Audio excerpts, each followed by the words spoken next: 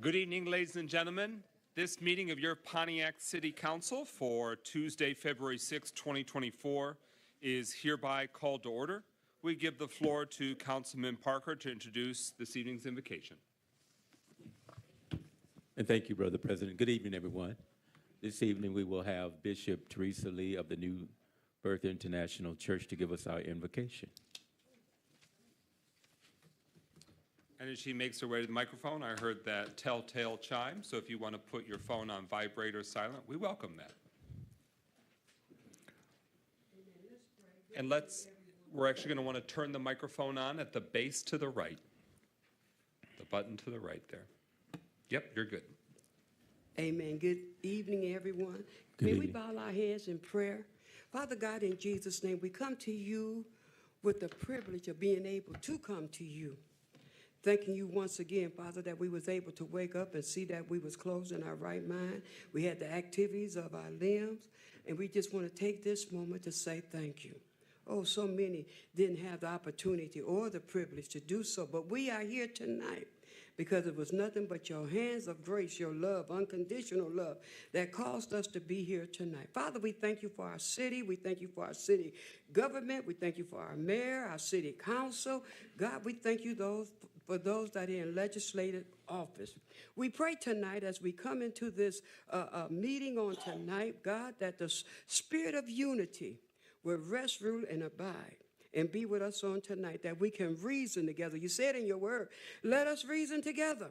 So, Father, we pray tonight, God, that reasoning is your portion, and you desire it from us to come together in the spirit of unity. What can we do in the spirit of unity? Oh, we can bring things together. So, God, we thank you and we praise you even now. Oh, God, we give your name glory. We give your name honor, Father, and we give your name praise for what's happening right now. In Jesus' name, thank God and amen. Please rise for the Pledge of Allegiance to the flag of the United States. Pledge allegiance to the flag of the United States of America and to the republic for which it stands, one nation, under God, indivisible, with liberty and justice for all. We now have a moment of silence as a community, remembering those neighbors who we've said goodbye to. In recent days, we've learned about the passing of Latina Roberts. Ms. Roberts served on the Pontiac School District Board of Education, including as school board president, and we send our condolences to her family, her friends, her neighbors, and her colleagues, past and present. Please join me in a moment of silence as a community honoring the late Latina Roberts.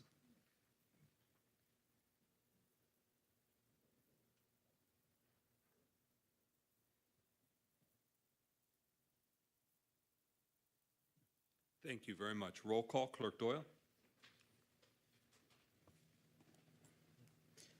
Carrington.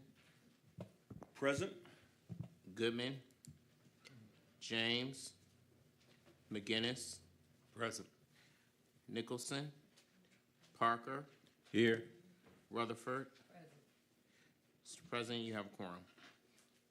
Quorum being established, could I please have a motion to excuse council members James and Nicholson for personal reasons? So moved. Support. It's been moved by Councilman Rutherford, seconded by Councilman Parker, that we excuse council members James and Nicholson from this meeting for personal reasons.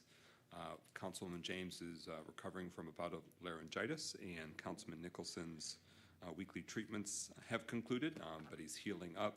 I have not heard that Councilman Goodman would not be here, so I anticipate that he'll be joining us shortly. So with that, roll call, Clerk Doyle on the motion to excuse council members James and Nicholson from the meeting. Carrington. Present. Yes. McGinnis. Yes. Parker. Yes. Rutherford. Yes. 4 yeas, no nays. That motion carries. Those council members are thusly excused. Is there a motion to approve this evening's agenda? So moved. Support. It's been moved by Councilman Rutherford, seconded by Pro Tem Carrington, that we approve this evening's agenda. Councilwoman Rutherford, did you want to amend the agenda to add a discussion on the Yes. condition of downtown building? Absolutely. Okay. All right, so that's been moved by Councilman Rutherford to add a second discussion item. It would be our new number 10. Is there a second? So moved. It's been moved by Councilman Rutherford, seconded by Councilman Parker to add a discussion item on downtown building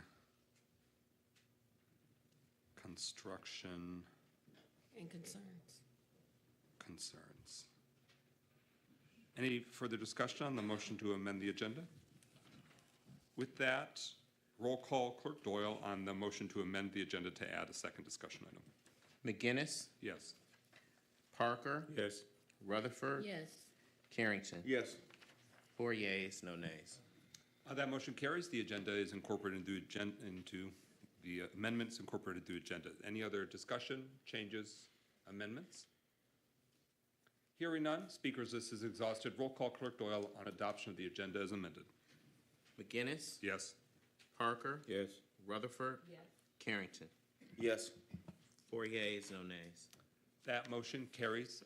The resolution is, the amendment, the agenda is adopted. Is there a motion to approve the consent agenda? So moved. Support. It's been moved by Councilman Rutherford, seconded by Councilman Parker. It has two sets of meeting minutes, the January 26th Facilities and Property Subcommittee meeting of the City Council and the January 30th City Council meeting minutes, including the closed session minutes. Roll call on approval of the consent agenda, Clerk Doyle. McGinnis, Yes.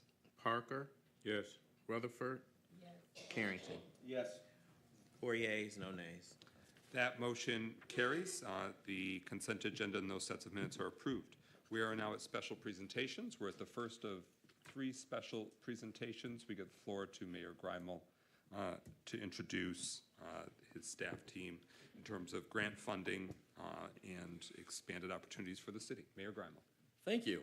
We are excited to present an additional grant opportunity this evening. It's not a grant that is flowing directly to the city, but it is flowing to an important community partner, and that's Habitat for Humanity. And they are willing to mirror the city's home improvement program and take on with the same program that the city has already put in place for home improvements, the renovation of 10 homes. And so this is an exciting way to expand the number of homes that can be renovated in the city. As many of you know, the city instituted a program that allows for $25,000 per home to be spent by the city in grant dollars. So this is not a loan to homeowners, it is a grant to provide $25,000 of home renovations to income qualified homeowners in the city. And so we're excited that an additional 10 homes will be done in accordance with that program by Habitat.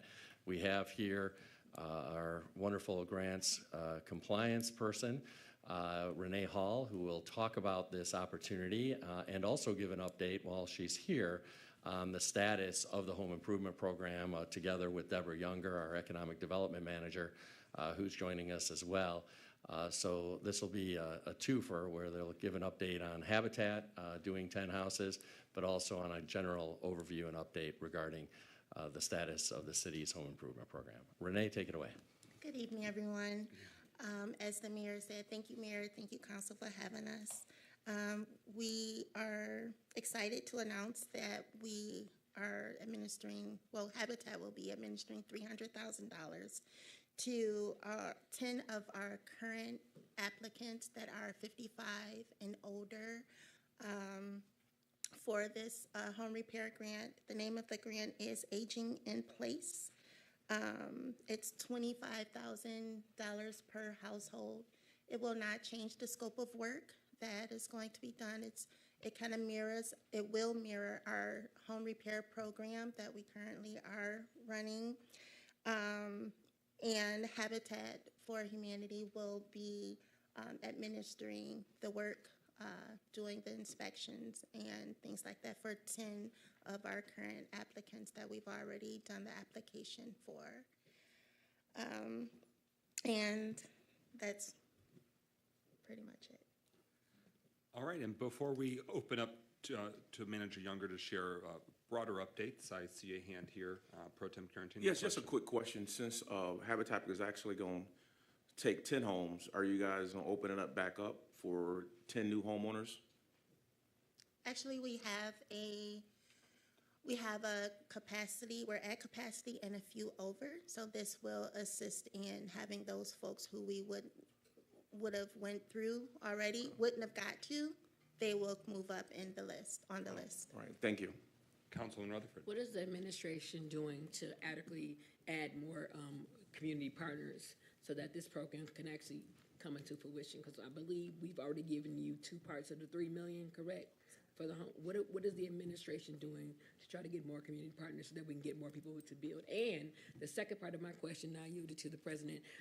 How are we on contractors at this point? Because I'm hearing that we don't have a long list of contractors. So I yield to the administration to answer that question.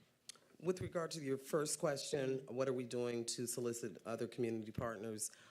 We have worked with Federal Home Loan Bank. They actually picked up 5 of ours in the beginning. They worked before we were even ready to work. We have a request into Flagstar Bank for additional funding to fund the home repair program, and we will be providing Huntington Bank with another request for funding. Huntington has indicated that they may have some desires. So we have right now Flagstar and potentially Huntington as other partners. We've tried to work with OLSA, but right now the timing is off.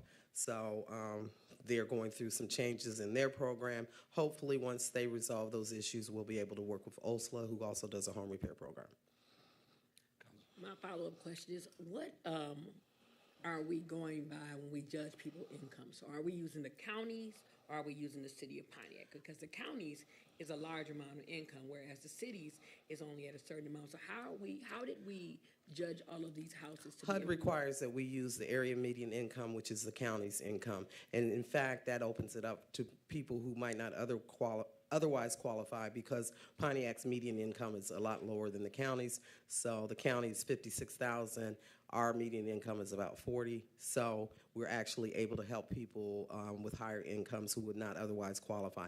HUD, even though this is ARPA and it doesn't follow all of HUD rules, HUD stipulates that we use the county median income, and hence, as we look to take back Community Development Block Grant and other federal funding, we're going to use the guidelines that we would have to use for other programs.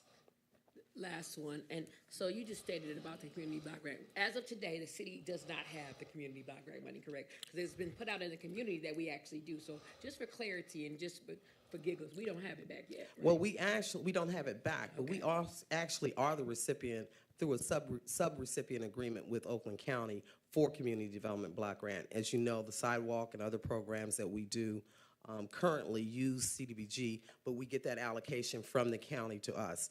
HUD has in fact signed the agreement that will allow us to begin administering Community Development Block Grant funding beginning June 1st. We are in the process of developing a consolidated plan, which is required by HUD for the use of these funds. It's a 5-year consolidated plan and a 1-year action plan.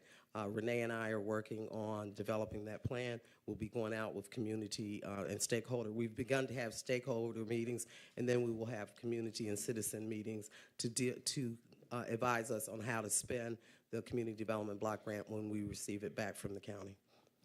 So we don't have it back yet. That's why. But HUD has agreed that we will receive it beginning June 1st. Okay. Mayor Grimal, did you also want to speak to that? I don't. Well, I was actually going to say the same thing that Manager Younger said, so she already clarified it. Very good. All right, anything further on the first element, or I guess we can open up to questions more broadly if Manager Younger is okay with that. Councilman Parker. Thank you, sir.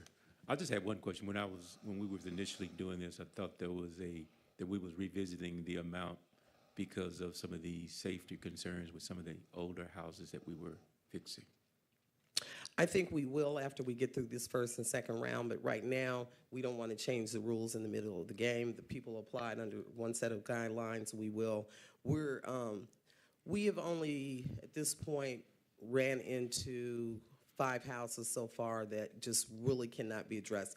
The good news about ARPA is that you don't have to do DS&S, which is decent, safe, and sanitary. So we're able to take those things that are most dangerous, that would keep people from staying in their homes and doing them under the current guidelines. And so far, that's going to make a tremendous difference or whether or not a person can maintain their home. We're not able to address, obviously, with $25,000, every code deficiency. But the good news is, unlike CDBG, where you have, if there's 25 code violations, you must address all 25. The ARPA does not require that, so we're taking those that are most serious, those that are most dangerous, and addressing those.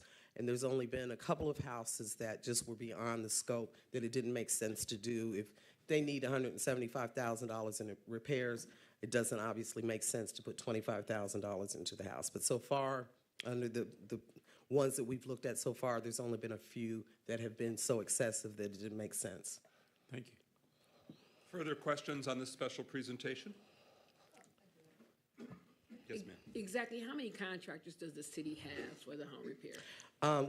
We have 7 currently, and we're adding 3. We've been out twice to bid to solicit contractors. We reached out. We got the county's list of contractors. We sent direct solicitations to them.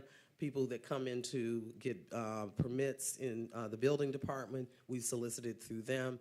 So far, we have 7. We'll be adding 3 more contractors. And it's our goal after the program gets going that there will be recognition that the city is serious about this project, that the city will pay on time, and that we want to have a larger roster of contractors. At this point, we think we'll be okay with 10, but obviously we'd like to see this opportunity open up because it's not just a home repair, it is also a small business development tool, and we want to assist small businesses with the contracting of home repair houses. Councilman Pro Tem Carrington. Yes, my one final question. So have we started repairing homes? I'm getting ready to give you an update. Okay, thank you. As of to date, we have inspected 80 homes. We have 1 inspector who goes in and has to write the specs, walk the properties. So we have inspected 80 homes as to date. 22 of those, we have accepted bids of the 80 for 22. Construction has started on 5 of those 22, but they're all ready to go to construction. The next 20 just went out to bid on Monday. So soon we'll have about 40 in various stages of construction. Great. Any further information you'd like to share, Manager Younger? I think that covers it. Any final questions? With that, that concludes the special presentation. Thank you very much, Ms. Hall and Ms. Younger. Thank you for your time. All right, we are now at the second of 3 special presentations. We give the floor now to the Pontiac Arts Commission, an advisory body of the city of Pontiac, our neighbors and fellow advocates. And you have the floor.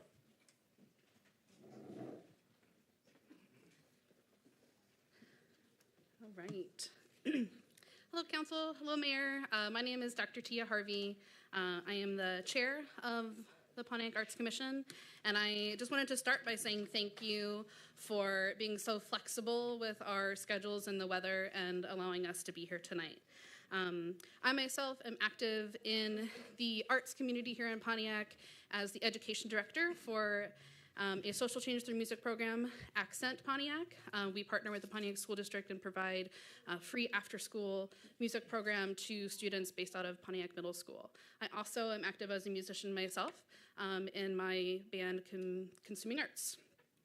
Today, we are here to kind of talk broadly about the arts in our community, and we have many commissioners here tonight that each want to share a little bit with you. So without further ado, I'm going to pass it over to my fellow commissioners.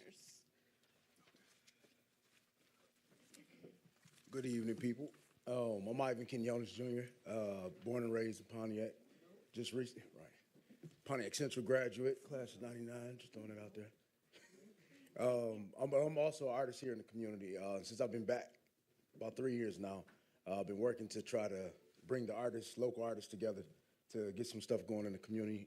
Recently, I did start a nonprofit with it. I have about 13, 14 artists on board. Some of us operate out of the 40 West building on Howard Street. Just throwing it out there, to be looking for us. We will be introducing it probably within the next month or so to the community. But we are looking to, advocate for the arts, not just for us, but for the youth and the kids and stuff like that. So we will be having some stuff lined up. So that was my main reason for joining the Arts Commission, was just to advocate for the arts and the talent here in the city. So that's all I have. Hello, I'm Marcia Easley. I'm one of the newer members of the commission, and I've been very excited to be on this commission. It's a very good, diverse group of people, and we all get along. So when you get along, you can get stuff done. So what we need is, I didn't even know there was an art commission. I was born and raised in Pontiac, and I'm old, okay? And I never knew about it, so we need to make sure the community knows who we are, what we do, what we're trying to do. We've had some great events. We've had some good output, but it's not, people didn't even know about a lot of the events we did. We need the support of the council and the community to come out and help support, let them know what we're doing. We have events, come up, show up. We need the council to go to your districts and spread the news of what we're doing. We need your help financially. We need your help physically. So I'm not going to take up other people's time, but I'm just very excited about the stuff that the council is doing. And I just want people to know that we are here, that we exist, and let people know what we do. Okay, I'm not as good as a fluid of a speaker, so I'm going to read to you a little bit what I had prepared. I'm Judy Wilson. I am an arts commissioner. I was one of the co-founders of the Art Experience. I've been involved in the arts sector in the city for 30 years. I have huge admiration for all of you up there and what you do. I've been in Pontiac since '96, and I love it. I'm here to impress upon you, though, tonight, the benefits of a robust arts and culture sector in Pontiac. And please know, I don't presume that you guys don't already know that or get it. We're just sort of a visual reminder for emphasis, right? That's why we decided it was time we start letting everybody know that we exist. So the benefits of a strong arts sector, not just for businesses that are looking for foot traffic, although that's not to be ignored, but consider the impact on youth, adolescents that are needing channels for expression in their need or compulsion even to feel a part of something, a community, a tribe, or whatever. Arts can be where they first experience that. It's a safe place to be yourself because, well, it's art and anything goes with the arts and we celebrate uniqueness. Every age group and population stands to gain from a strong art scene. What do I mean by a strong art scene? You may have heard me beat this drum before about my belief that the city would reap great benefit from having an arts and culture director in the city offices. You guys have been doing great things. The growth you facilitated over your brief tenure is impressive, and you don't need me to tell you that. You know, and I'm only a witness.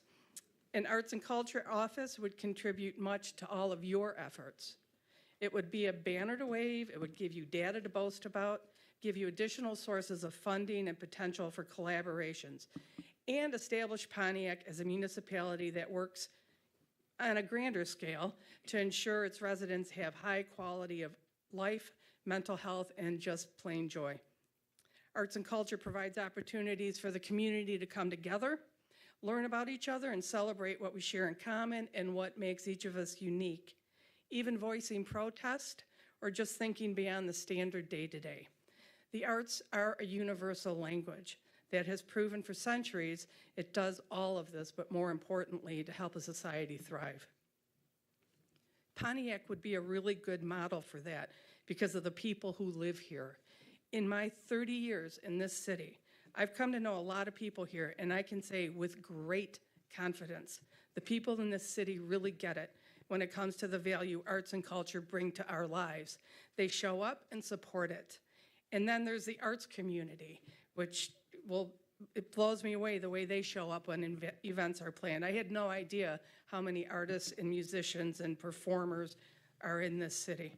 To have one individual in charge coordinating it, having that responsibility would make it even better. So let's leverage past successes.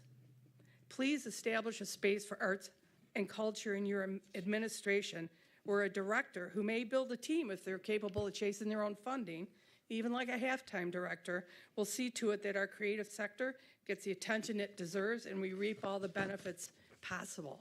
Again, thank you for all you do. And remember, I don't think you've heard about it yet. I thought it was going to be mentioned before me. We are going to be launching a survey of Pontiac residents to learn how they define arts and culture. So please complete the survey. Do all you can to get it to as many of your constituents as possible, because that information will then inform our strategic planning probably late spring, so we can plan for things that Pontiac wants, not just the commission. Thank you again.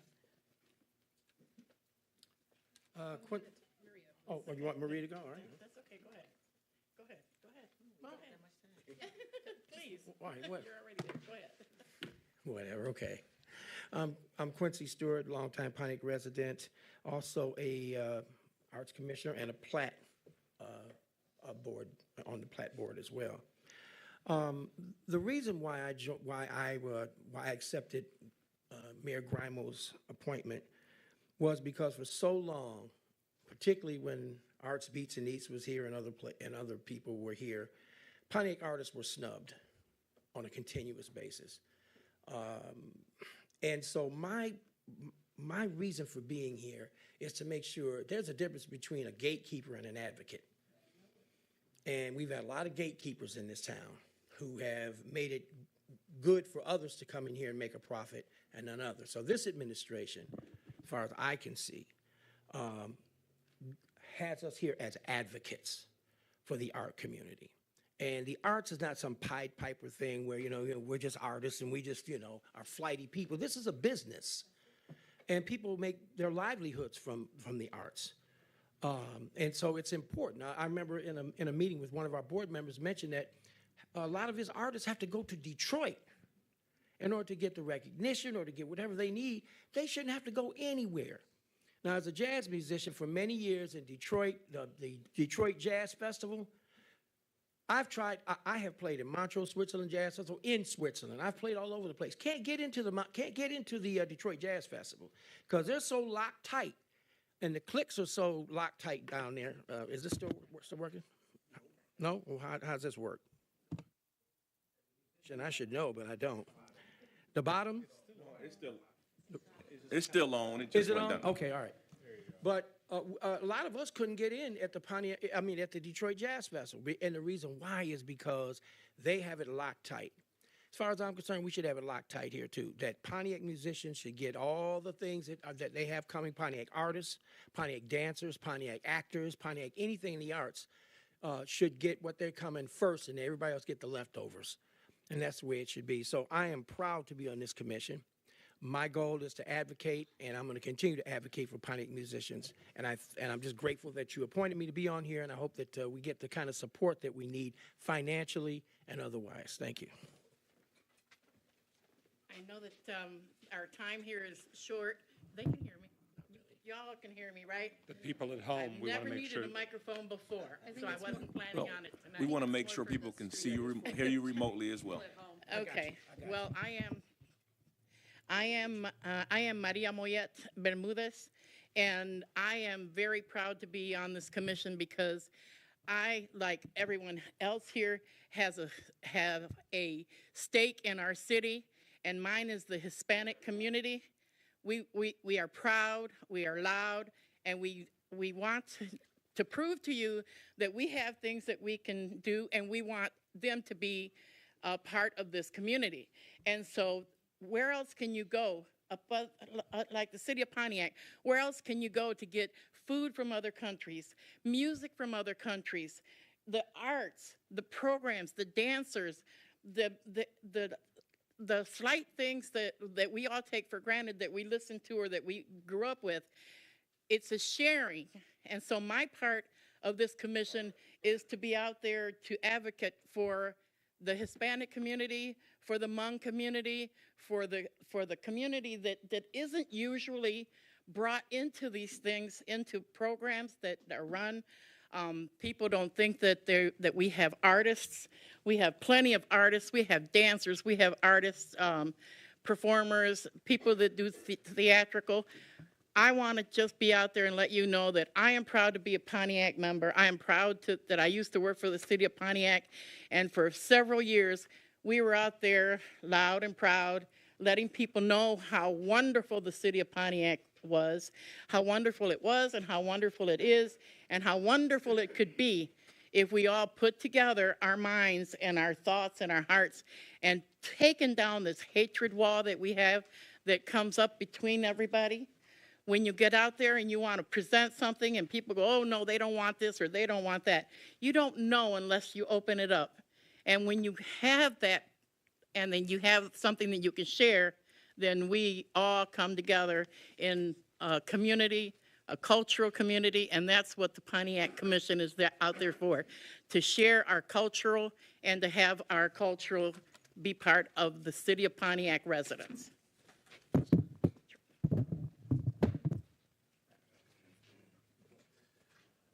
Good evening, Mayor, esteemed council people, citizens. My name is Bruce Cobb. I enjoy long walks in the park. I'm a Scorpio. I landed in the city 5 years ago. I can't believe 5 years ago. And I am an import, but it's so cool to know Quincy. He's been that root in the city that educated me a lot on things that are happening in the city. And the members of this esteemed group we're not just here for meetings, we're here for purpose. I started directly at the Green Room Cafe, and now I'm circled back around to be the operation manager of things to come. There's going to be some beautiful things happening at that theater. And this city, man, I landed here, I think, 3 days after I moved into Tim Shepard's beautiful place. The world stopped, and it was just us. They said we can't go outside. We can't wear anything but a complete hazmat uniform on. And it gave me the opportunity to stay and learn the city and learn the people that are here. I'm a musician. I've toured with all over the world. Blessed to be in actually with the councilwoman. We've had an opportunity to know each other before I came here to the city as well as musicians. I'm in the culinary arts. I'm a sushi chef, and I had a sushi restaurant in Beverly Hills, Michigan, which unfortunately did not survive the COVID. And to make it short, I know I can do it here, and I feel blessed to know that the people here love me since I've been here the last 5 years. You guys are really cool, and I'm glad to be the part of the family here, and we got way more things to do. I'm just going to take a moment to wrap it up and again say thank you for sharing this evening with us, the Arts Commission, and invite all of you, the public, to attend our meetings, which have all been posted on the city website. Thank you so much. Thank you. Round of applause for the Pontiac Arts Commission. And I'm an Aquarius. And so now questions and feedback from the council. Councilwoman Rutherford. Yes, I don't know if the mic is on. Hold on 1 second. Can y'all hear me? Okay, so first of all, I want to applaud you guys because art is life, and people sometimes take it for granted. My question is, what is the budget that you state that you need to do your upcoming event that you guys are trying to have to get training and things of that nature? I know I heard it earlier, but I think we need to know so that if there's a possibility that the council and or the administration could put money behind what you guys are actually doing, we need to know the number. So I yield to the president to yield to her. You have the floor. So for the strategic planning, we are able to pay for the facilitator, and I believe that was already approved with funds left over from last year. It's the grant funding we got through Oakland County, I believe. And we would like to build on that. We have a survey that's going out. I believe the funds cover that as well. And that ballpark is about $3,000 maybe for all of that together, but we were hoping to be able to do the strategic planning over a two-day period in a retreat format where we could all come together with other key stakeholders, maybe a couple council members or a couple artists in the community that are very active to do strategic planning. And I'm sorry, we don't have the budget for that. There were estimates given, and I believe, I know one estimate was from a retreat center. Columbia was about 2,500. So total, it would probably be doable in about the $6,000 range. But like I said, we do have funds from last year, and Mike Martin would know what that was exactly. I don't recall, but we can get that to you by next meeting. And I would think for the events that you mentioned, I would refer to the RFPs that the administration put out last year as something that we could replicate. I don't have that handy. That amount, and I can tell you from the previous arts crawls, because I worked up budgets for grants that we went after, that amount, and it included around $60,000 worth of volunteer time. That did not include a producer of the event.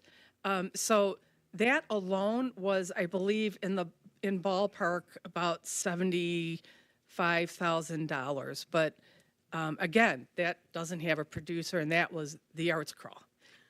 More than, like, about 2/3 of it was volunteer. Councilwoman Rutherford. My other follow-up question is to the administration. What are we currently doing to secure the funding for the Summer Soul Series? I yield to the mayor. Mayor Grimal. Yeah, we are actively seeking funds from a variety of sources, including seeing if the county is willing to provide some additional funding this year. Whether they'll do the same amount they did last year, I wouldn't hold out a lot of hope that they'll do the same amount that they did last year, but we are hoping that they might provide some amount, but we're also looking at other opportunities as well. If I can interject, that we do. You can, but use the microphone. Is it working? It goes to the stream at least. So. The last that we heard from one of the commissioners that was instrumental, Oakland County commissioners, that was instrumental in getting that funding through the grant that Mike Martin, I believe, wrote, the grants office. While we got $100,000 last year to do the arts crawl and the Music in the Park series, we were told that we cannot count on that again, but probably $25,000. So has that changed? Was it in writing? No. I just want to. Councilwoman Rutherford, you have the floor. Thank you. I just want to make sure that I'm pressing upon the administration to try to actively pursue funds as far as from the private sector, you know, people from M1 and things of that nature, because this is an opportunity for people who do not always get a chance to express themselves artistically, and for our children who have never been exposed to. So I want to impress upon the administration to find where the money resides. That's all. Pro Tem Carrington. Yes, thank you, President McGinnis. First, I just want to thank you guys for the work you do. I've been to several of the programs over several years, and I'm definitely, I get excited anytime I hear that you guys are doing something. And we have a great communications director and a communication department, so definitely we can help you guys get your information out to the community a lot quicker and en masse, so we can have great participation in those events. Thank you. Thank you for bringing that up. We are collaborating with the communications department to get the survey out via QR codes and the mailings and stuff. Do you have a target timeline on when the survey would be in the field, so to speak? It's already been sent to the communications department. Is that correct, Judy? Yeah, I would look for it to be launched in the next couple of weeks. Okay. Very good. Mayor Grimal? Well, I just want to thank all of you. You know, I don't know that everyone in the community realizes that this is a purely volunteer role that you are spending a lot of your time on. And it's voluntary, just like other boards and commissions in the city. And so I just want to thank all of you for your dedication, for your advocacy, for your hard work. I really, really appreciate everything that you do, and I know the community does as well. So thank you so much. Amen. Amen. Round of applause for the Pontiac Arts Commission. We are now at our third and final special presentation. I want to make sure the community is aware of activities and events happening in February for Black History Month. A number of events have already happened this month, but we want to give you a snapshot of what's to come. This Saturday, February 10th, from 12 to 2 at the Pontiac Public Library in downtown Pontiac. They have a celebration. Keynote speaker is actor, author, and activist Hill Harper.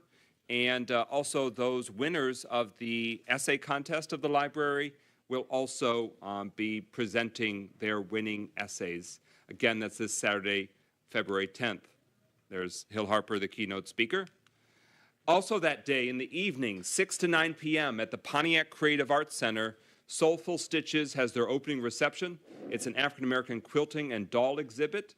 It's held at the Creative Arts Center, which is at 47 Williams Street in Pontiac. That is free and open to all. Again, a free Black History Month celebration.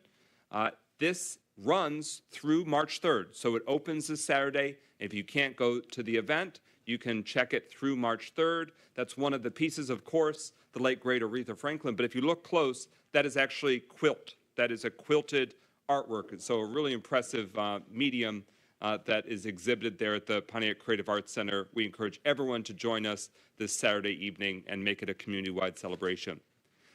The City of Pontiac's Youth Recreation Team is presenting a field trip to the Charles H. Wright Museum of African American History. The field trip day is February 17th, so that's a Saturday, runs from 9 a.m. to 2 p.m.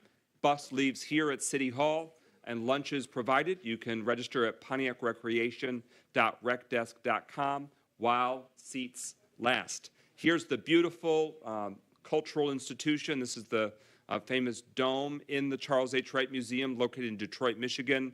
World-renowned and world-class institution. And side note, Pontiac High School in the past has had their prom underneath this dome. It was a beautiful community celebration. A few spotlights on exhibits that if you, 21 and under, all children, Pontiac youth are welcome to be signed up. Here's a few of the exhibits that they can see. Currently, right now, Ruth Carter, Afrofuturism in Costume Design, featuring the wardrobes of some of her iconic and famous African-American focused films, filmography, and costumes. Also, honoring the life and legacy of Judge Damon Keith. Judge Keith since passed away, but he presided over the federal court case that desegregated Pontiac schools. That is a permanent exhibit that our Pontiac youth can learn more about by attending the field trip. They also have opening this month Paths to Freedom, photographs, immersive installations, and video work imagining landscapes of the artist's enslaved ancestors. And here's one of the works of art that'll be exhibited on the Charles H. Wright Museum of African American History. Also a current exhibit right here in Pontiac at the Oakland History Center, the Underground Railroad in Oakland County. Panels on display spotlighting our area's local connection to the Underground Railroad. Here's a spotlight.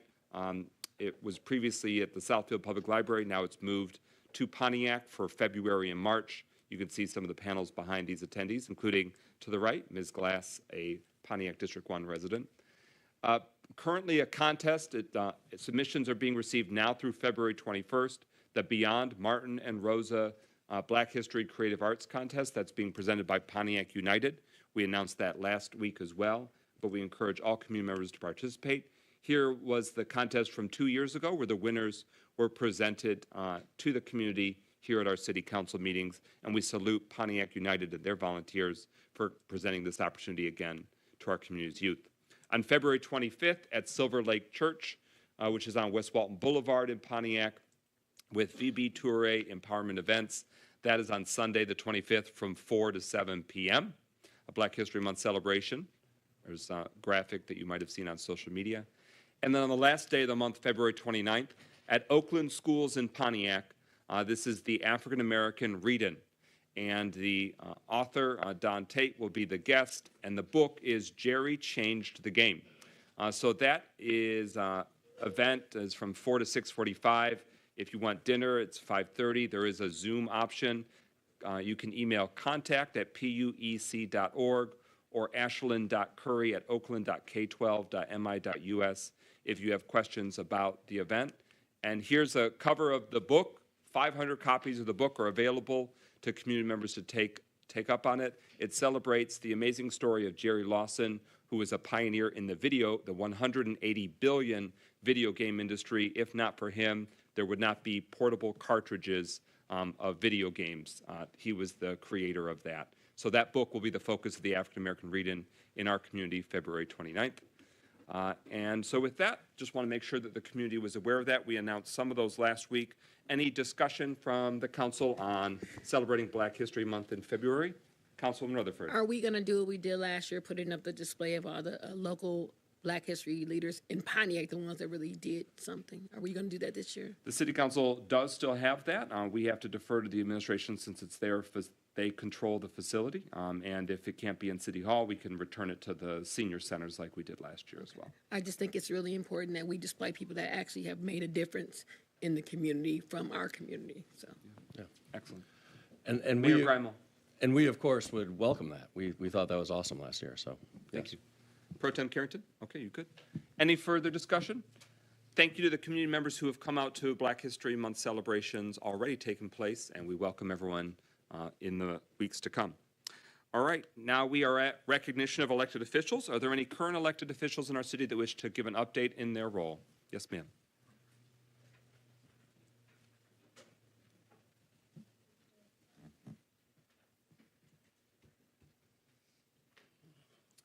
Beatrice Wright. I wanted to thank Mr. Doyle for coming over to the Bowen Center today. We have an election coming up on the 27th of the month, and I want to remind everyone to get involved in that election. Last week I said, defer to the science and defer to the economics. There's a very important part of, I guess you call it recreational cannabis. And one of the questions or the amendments in there, which I am precinct delegate for the Democratic Party. I would like for you to vote yes on that. We aren't allowed to have Well, advocacy. it said now, sorry, I apologize. I would like for you to understand that there is a section, an amendment that deals with social equity. If you don't understand what social equity would mean in that, it means that there are many populations, cities of people who were disproportionately represented in being incarcerated because of marijuana laws. We are one of those cities. We should have equity in the fact that we should have everybody represented in the cannabis industry. We should have drivers, we should have people who sell, we should have people who grow, we should have people who inspect. And so, that's all I have to say, and thank you for this time at the podium. Thank you, and just as a reminder to the community, we are not permitted in city council meetings to advocate for a candidate or a vote for or against an issue or a candidate, since it's a publicly funded facility in a public meeting. So thank you for your time, but we weren't trying to be punitive. We just want to make sure the city and the individuals don't get penalized. All right, any further requests for recognition of elected officials? Okay, now we are at agenda address, and I am going to defer or request that the administration or the communications director confirm for us whether the remote feed or the broadcast feed is picking up on what the podium is sharing, so that way we can always use another microphone if it's going in and out. Yeah, I've been in touch via text with our communications director about this very matter, and yes, it is working in terms of the feed. Okay, that's what's important. Thank you very much. All right, now we're at agenda address. Pro Tem Carrington, any requests? Yes, thank you, President McGinnis. Ms. Beatrice Wright.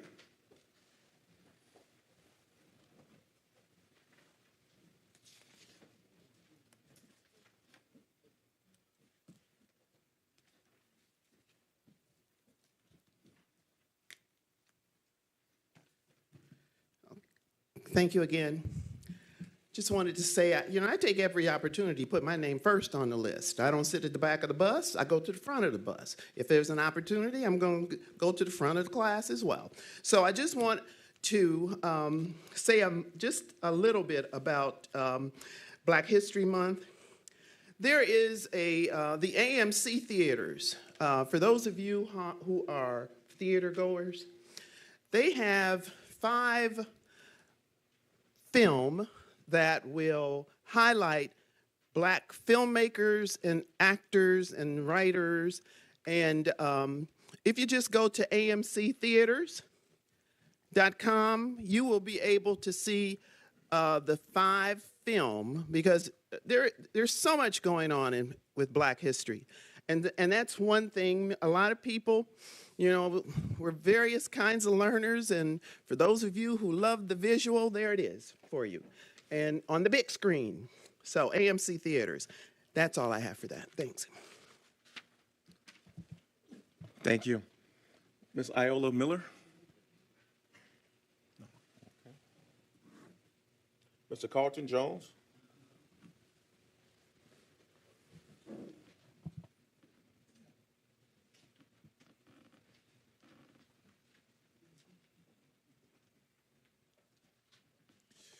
Yeah, good evening.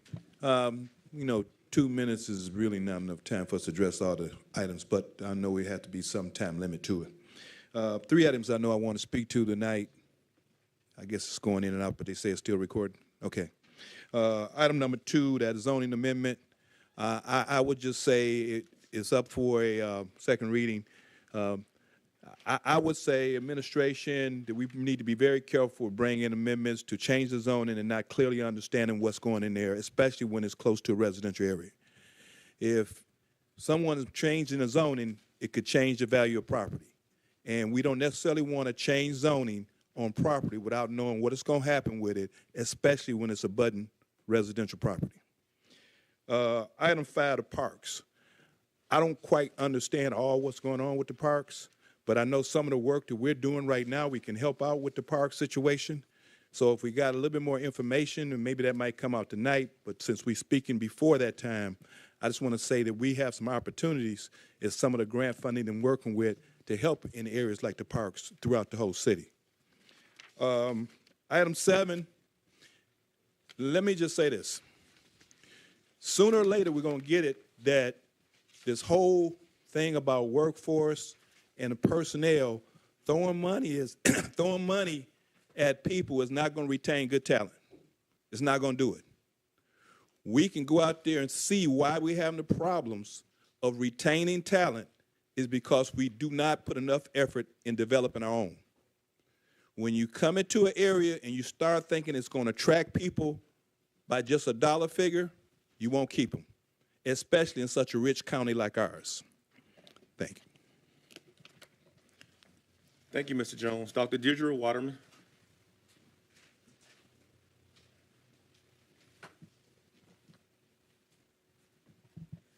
I'd certainly like to mention the Arts Commission.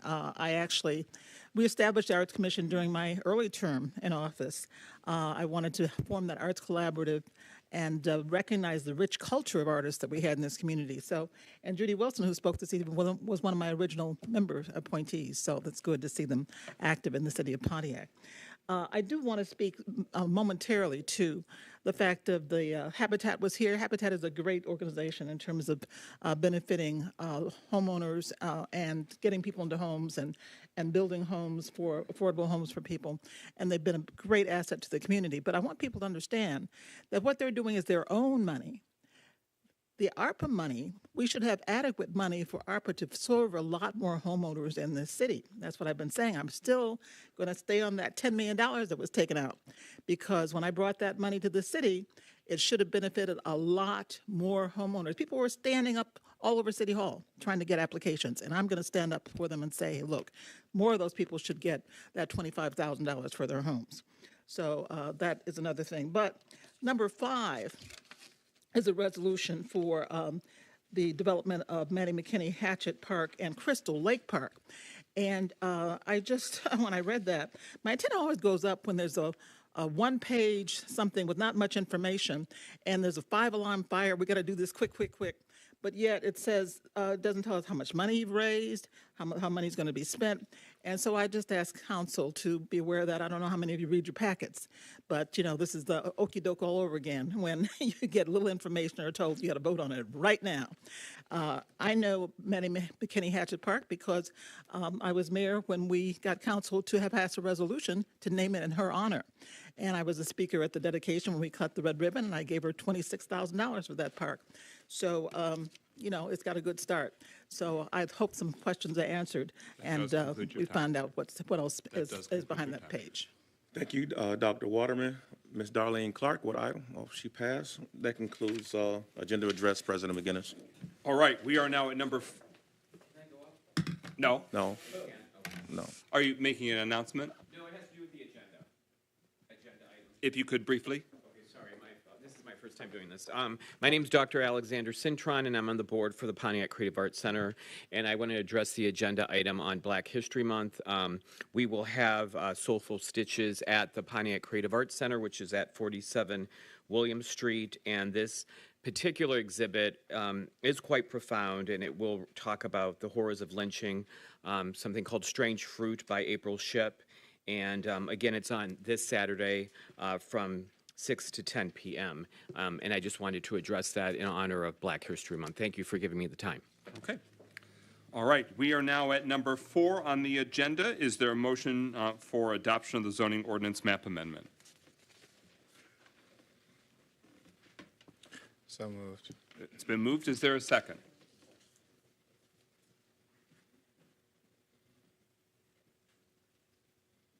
Is there a second for the zoning ordinance map amendment? McGinnis seconds. All right. Mayor Grimel, you have the floor. Yeah, thank you. I know we discussed this item at a past meeting, but to go over some highlights again and certainly take any questions, I want to turn it over to Manager Yandrick. Okay. Good evening, Council. Good evening, public. Tonight is a second reading for a zoning map amendment by Luke Holdsworth, who is in the audience tonight. This is a conditional rezoning off of Featherstone Drive, and it's to rezone 10.25 acres from P1 to C3. So this is the process, and that we are at second reading on February 6th here. So if I may, can I ask this actual item be tabled, because I have a feeling this is the wrong PowerPoint. And there were a few things addressed by City Council I would like to add if City Council would like to entertain that. You want to table to next week? Table to after some resolutions, if possible. Is there a motion to set this item on the table, meaning we'll set it aside? Yep.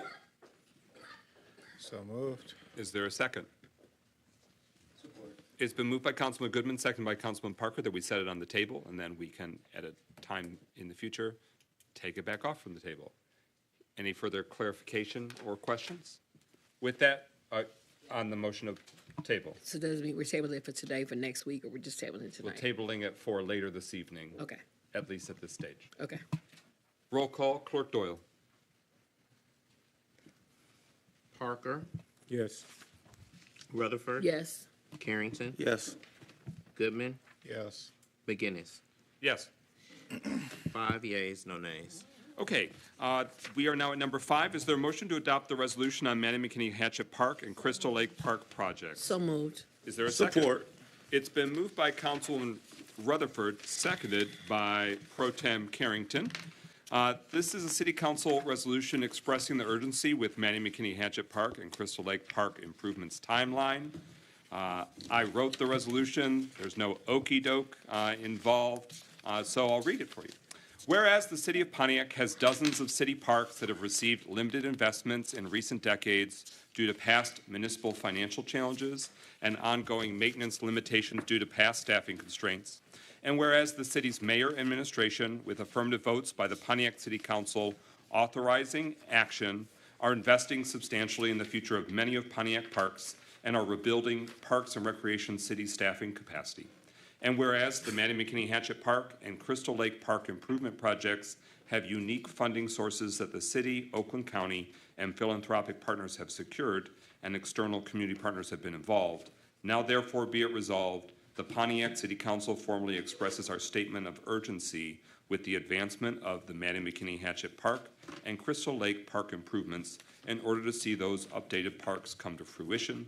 And further resolved, the City Council formally expresses our concern about the extended timeline of the Manny McKinney Hatchet Park project, but recognizes that external community partners had challenges and the path forward must be updated, and our legislative body stands ready to review those forthcoming agreement updates. And further resolved, the City Council requests the City Administration work to prepare bid requests and prioritize advancing the timeline for the remaining design and construction steps in the process for both Maddie McKinney Hatchet Park and Crystal Lake Park. So this was requested by council members to make sure that these priority projects are moving along. And as a member of the public stated, this has been pending for many years, including during the previous administration. Because it has unique funding, we want to ensure that while we can strike while the iron is hot, we want to make sure that the timeline is progressing. So it's our way as a council to say, if it's a matter of waiting for these two projects to go with all the other park projects, we're saying let's fast track those as much as we can, as much as the law allows, versus holding back on those two, because in those two, they have unique funding. One received a grant from Oakland County, the Crystal Lake Park. 500,000. Yep. And another was funding involving partners with Oakland County, with the city, with the Pontiac Community Foundation. And we anticipate there will be more council action on all of these items, but it's just expressing when it comes to trying to make sure those projects move forward, that's the city council's sense of urgency. Councilman Rutherford, anything further you want to elaborate on that? Just to make sure that people understand that these two particular parks already have funding, and that one in particular was the highlight of this administration, stating that they were going to get it started 2 years ago, and that the community partner was not able to fulfill that. So this is an urgency because there are not many community parks that are worked on. Number two, you can't fish at Crystal Lake because the dock is not working. Number three, there are so many people who want to actually fish in that vicinity, and the $500,000 that has already been secured will ensure that this park actually gets done before we either A, go for re-election, or B, we leave council. So this is the urgency in District 1. So I just applaud this council for standing behind me on these two massive issues that I have. That's it. Mayor Grimo. Yeah, I appreciate council bringing this forward because we strongly agree with prioritizing these two projects. As you know, and as the resolution alludes to, the Maddie McKinney Hatchet Park was not a city project. It was a project that was planned and fundraising occurred with a independent partner in the community, and they were going to manage this entire project. That's been dragging on for a couple of years now, and so the city decided to take on this project instead of relying on the community partner. And now that that has occurred, which just occurred within the past few months, and now that we have our new Parks and Recreation Director on board, we are going to be expediting the Maddie McKinney Hatchet Park project. Right. Further discussion, Councilman Rutherford? Yeah, just for clarity, what is the timeline from the administration that the RFPs are going to go off for both of these parks? Yeah, when it comes to the Maddie McKinney Hatchet Park project, which is a little further along than the Crystal Lake project, that's going to happen very, very soon. Our anticipation is that that'll happen within the next month as soon as that RFP is prepared. With the Crystal Lake project, we're also hoping that it'll be in a timely timeline. The two projects, though, are in different states. In the case of the Maddie McKinney Hatchet Park project, that already has a concept design that was prepared by the outside partner. So that is now ready to go out through an RFP for design engineering, construction engineering, and ultimately construction. In the case of the Crystal Lake Park, that grant from the county came last year, and it has not yet gone through the concept design phase. So it'll certainly need to go through the concept design phase. But I think in the meantime, you know, the other unique thing about the Crystal Lake Park is, unlike the Maddie McKinney Hatchet Park site, where you look at it and you know it's a park, we're waiting on doing improvements to the park. In the case of Crystal Lake, to look at the Crystal Lake Park, people would not, other than the sign there, you wouldn't even know it's a park, because for many, many years now, it's been completely overgrown. There's been a lot of dumping there. So pending a more robust concept design and more robust plan and then action in terms of construction, we can at least in the next couple of months get started on cleaning up that site, clearing the dumping, start to maintain it with some mowing, things like that, which is the first step towards actually improving it and reclaiming it as true park space, which it really hasn't been true park space in many, many years. All right, any final discussion on the motion before us? The resolution on Mattie McKinney Hatchet Park and Crystal Lake Park projects. Hearing nothing further, roll call on adoption of the resolution. Clerk Doyle. Rutherford, Yes. Carrington, Yes. Goodman, Yes. McGinnis, Yes. Parker. Yes. 5 yeas, no nays. That motion carries. The resolution is adopted. Number 6, is there a motion to adopt the resolution approving the appointments to the City of Pontiac Board of Review? Moved by Carrington. Support. It's moved by Pro Tem Carrington, seconded by Councilman Parker. This is an annual action by the City Council. The Board of Review are our neighbors, our fellow citizens who hear appeals from community members that are having difficulty paying their property taxes. And the Board of Review gets to say if they can offer relief to 25%, 50, 75%, or 100% of the tax obligation for the property taxes. That meets usually in, I want to say March, but in the springtime when that Board of Review meets, and that's an opportunity for all city property owners if they meet the criteria that the City Council has already annually set, although we have expanded the options this year so that way more community members, more neighbors that are hurting and struggling, that they would qualify.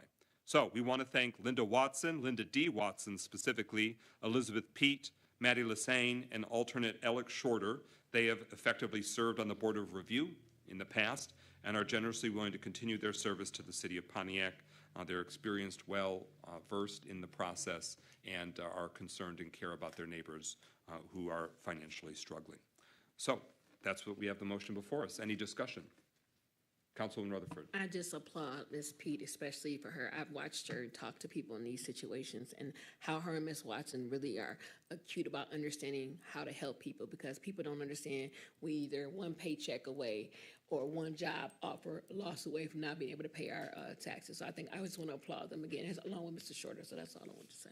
Thank you. And thank you again to those neighbors and community members who are willing to volunteer their time to step up for this task again. Hearing no further discussion, roll call and adoption of the resolution. Clerk Doyle.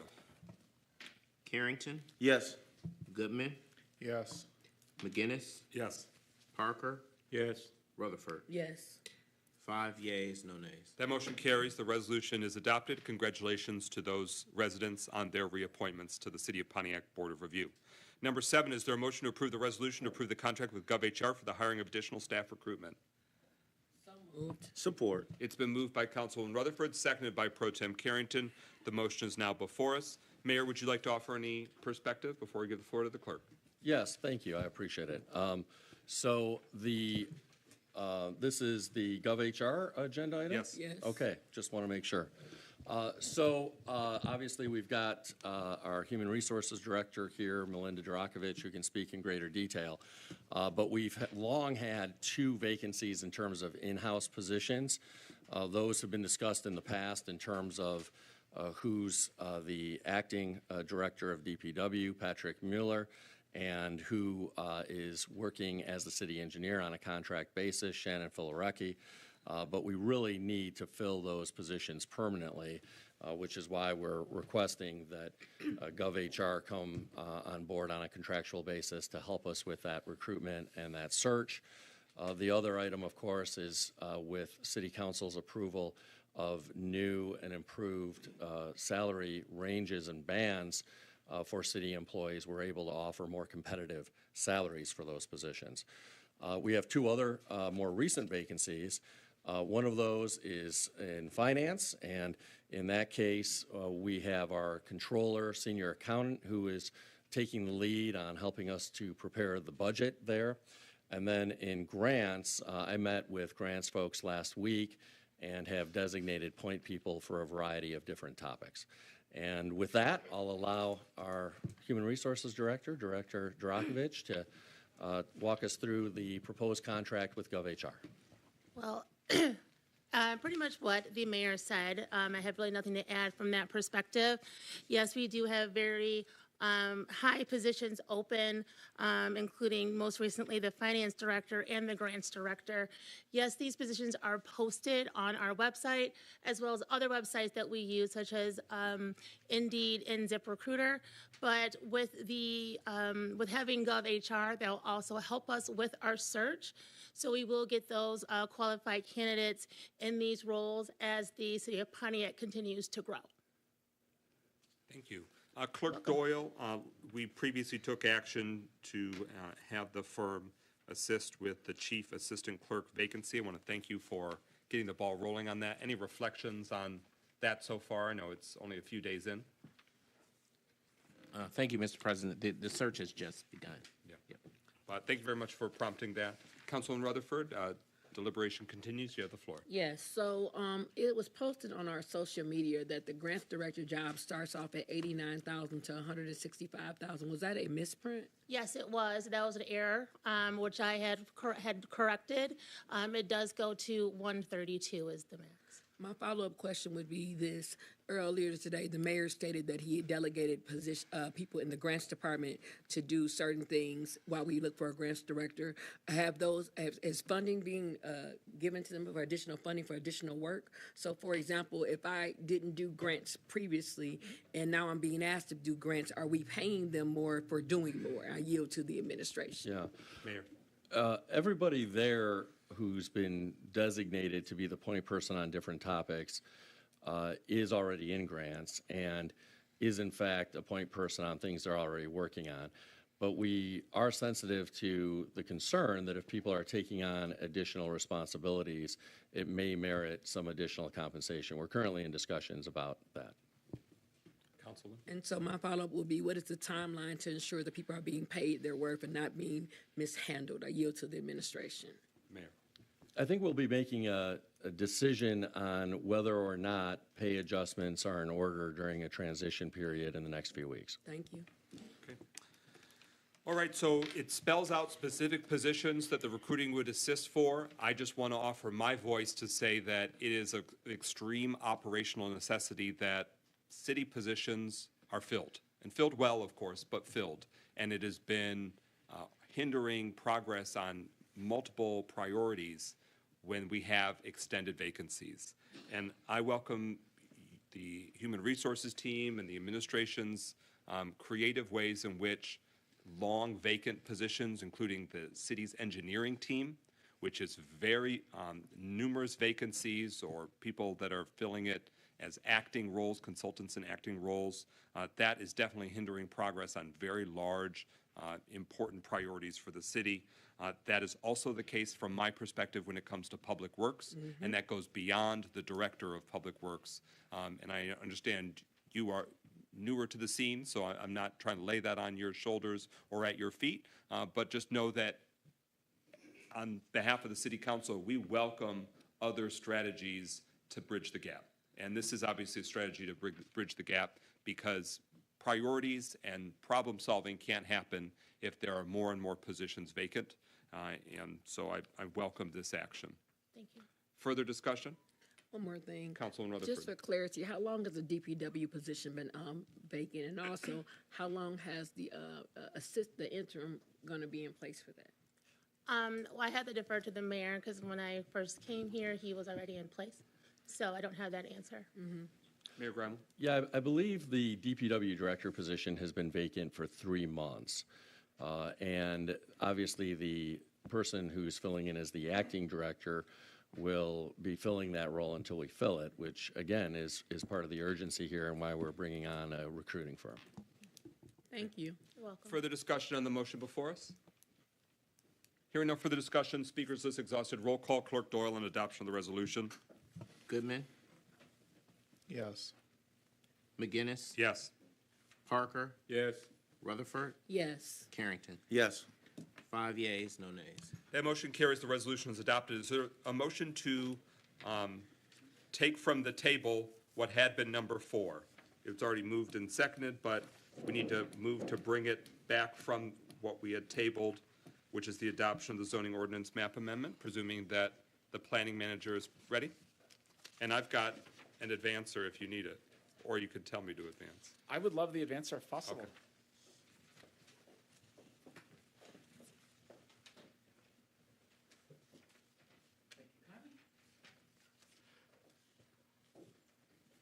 Is there a motion to bring it from the table? So moved. Is there a second? Support. It's been moved by Councilman Goodman, seconded by Councilman Parker to bring the item off the table and under consideration once more. Any further discussion? Hearing no discussion, roll call. Clerk Doyle on the motion to bring it from the table. McGinnis, Yes. Parker, Yes. Rutherford, Yes. Carrington, Yes. Goodman. Yes. 5 yeas, no nays. That motion carries. Planning Manager Yandrick, you have the floor. Okay, thank you, Council President, Council, and Clerk of Council for that delay and that tabling. I have a presentation for tonight. I apologize, this was last week's presentation. I have added a few slides based on some feedback from City Council to share with you. So again, this is a conditional rezoning for 10.25 acres from P1 to C3. This is the, again, second reading for this zoning map amendment.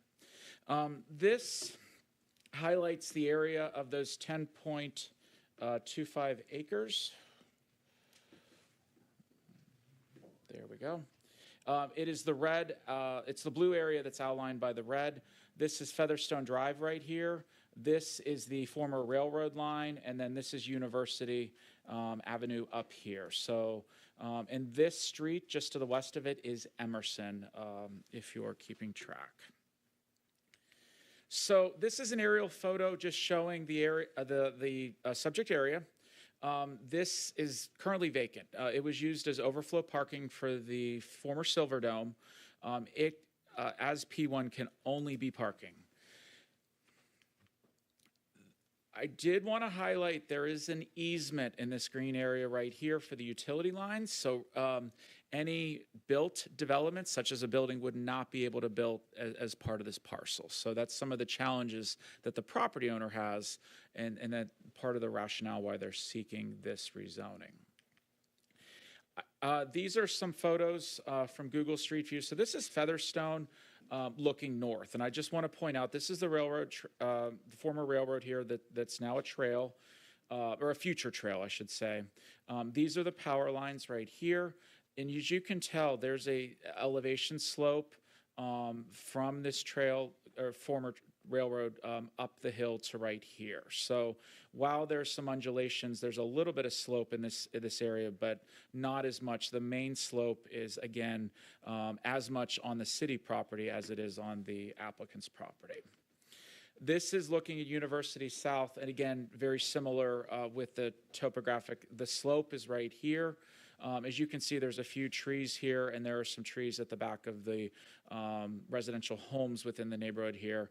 But while it slopes up and down, most of the slope is between the two properties underneath that electric line easement. And I wanted to highlight the width of the parcel. So this area right here is the middle portion of the applicant's property. This is the neighborhood right here. So if you look at these lots for subject parcel 10, what is buildable is almost as wide as one of the single family residential homes that are here. I wanted to provide that perspective. The power lines, again, are right here on the eastern property line, and then this is the former railroad and future trail that the city owns. Just an overview, this parcel is split zoned, with C3 at the northern 2 acres, which was approved in 2017, and P1 for the middle and southern end. And that went through a conditional rezoning at that time, but that has since reverted back because construction did not commence within 2 years per state law. The property is located with frontages along 2 major corridors, Featherstone and University, to the south and north, which aligns with the C3 being on a commercial corridor, with those being corridors. The parcel borders a number of single-family homes to the west and utility easement and power lines to the east. And adjacent parcels across Featherstone are zoned M2. Parcels to the east and west are zoned R1, and parcels to the north on University are zoned R3. Planning Commission recommended approval at the January 10th meeting.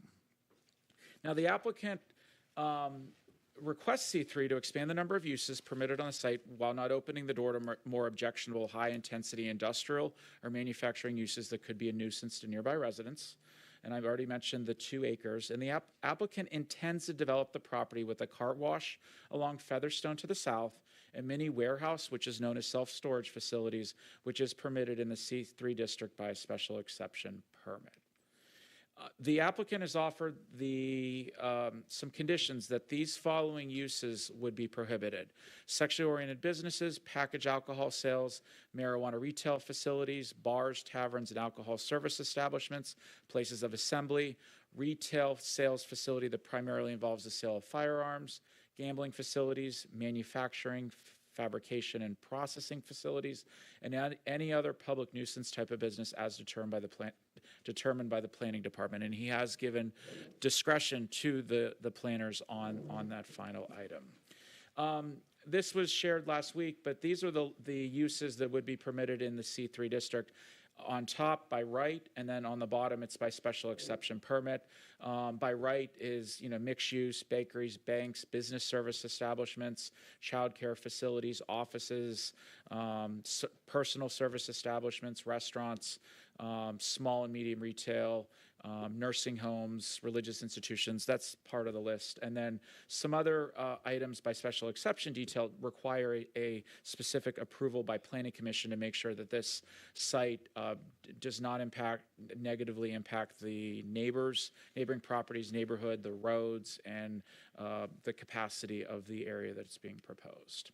There are 10 standards of approval with any rezoning. We have gone through these before. I'd be happy to return to this if you'd like to go in any more detail. But just a little analysis to share. The master plan's future land use map classifies the subject property as traditional neighborhood, which is the same as the neighborhood to the west. The topography of the site is a concern on the eastern property line. There's a significant change in elevation from the subject parcel down to the old railroad tracks and utility easement. And part of the reason why we mention this is it makes it more difficult to develop. There are stormwater items that would be addressed at a site plan level, and the utility easement really prevents a lot of development on the eastern half of this parcel. Under the current designation, the property is only permitted to be used for parking. There is no need for parking at this location, so the zoning ordinance as written effectively prohibits any new development on the site. And this rezoning request and future site plan should consider adjacent residents, and ideally, the applicant has offered those conditions about concerns about off-site impacts, particularly with the land uses. The city's utilities and services are sufficient to accommodate the proposed zoning district, and we have confirmed that with engineering and with the County Water Resource Commission, among others. And the site, again, has frontage along 2 thoroughfares, but the long central portion of the parcel does not have any road access to any interior street of the adjacent neighborhood. So anyone, if this were to be developed, anyone entering would have to enter Emerson down next to Featherstone or down next to University. They would not have there's not an ability for direct access into this neighborhood.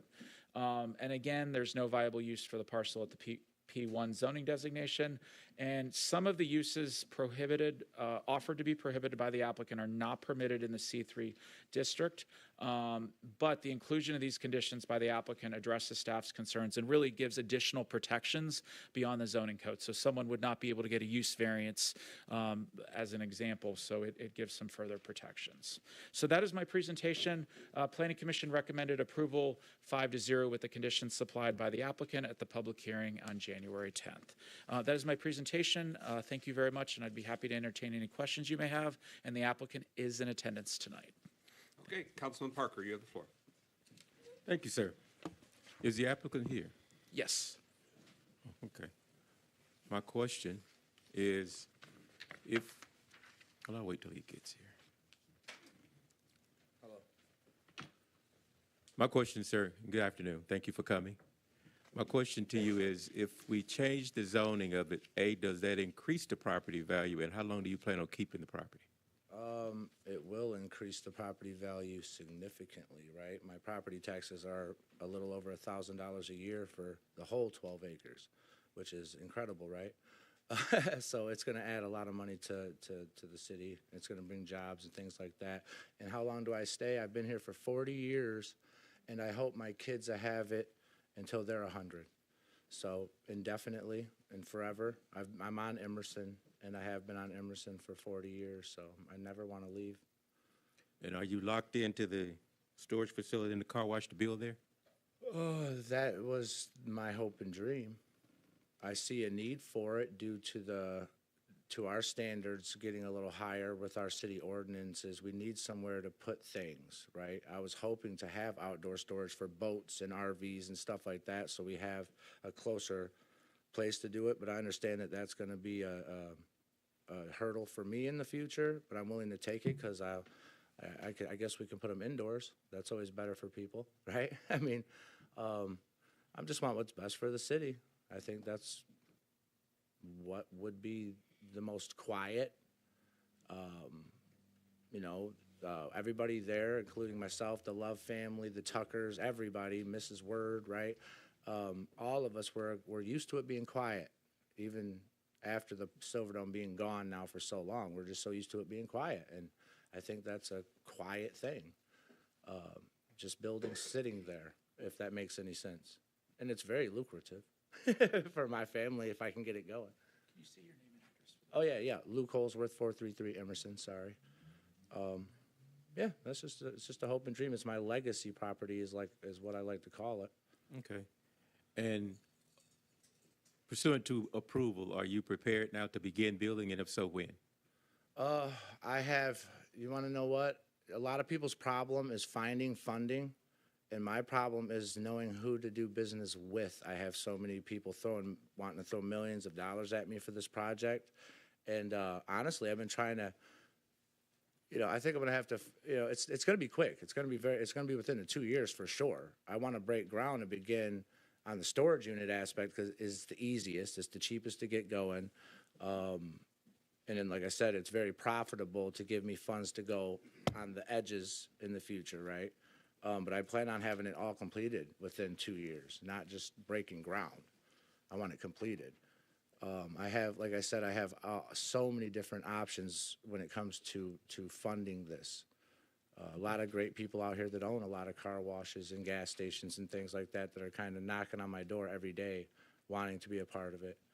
So I'll try to keep everything in-house, everything I do. The asphalt, I already kind of picked James Asphalt to do my any asphalt needs and stuff like that. I'm just wanting to keep benefiting Pontiac, bring jobs, wash them Amazon vehicles that are filthy driving around everywhere.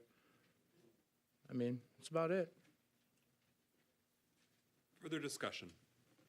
I have two questions for staff, and thank you for being here, sir. Manager Yandrick, question one, this is a conditional rezoning, and the applicant has mentioned, the 2-year time window. This had been rezoned in the past with a 2-year time window, and so that meant that the rezoning, the condition, and part of that condition is that it was time-specific.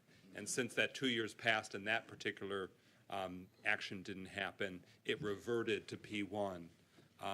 Is this conditional rezoning, does it have that same sunset situation because of the conditions that the applicant voluntarily offered to say, hey, I don't want it to impact the neighborhood negatively, we're not going to allow X, Y, and Z? Does that have a time sunset? Absolutely. It is the same as the conditional rezoning in 2017. The applicant has 2 years to get the building permits required and the steps to get building permits, as well as start construction, not just move dirt, but actually start construction on one of the land uses for that zoning district.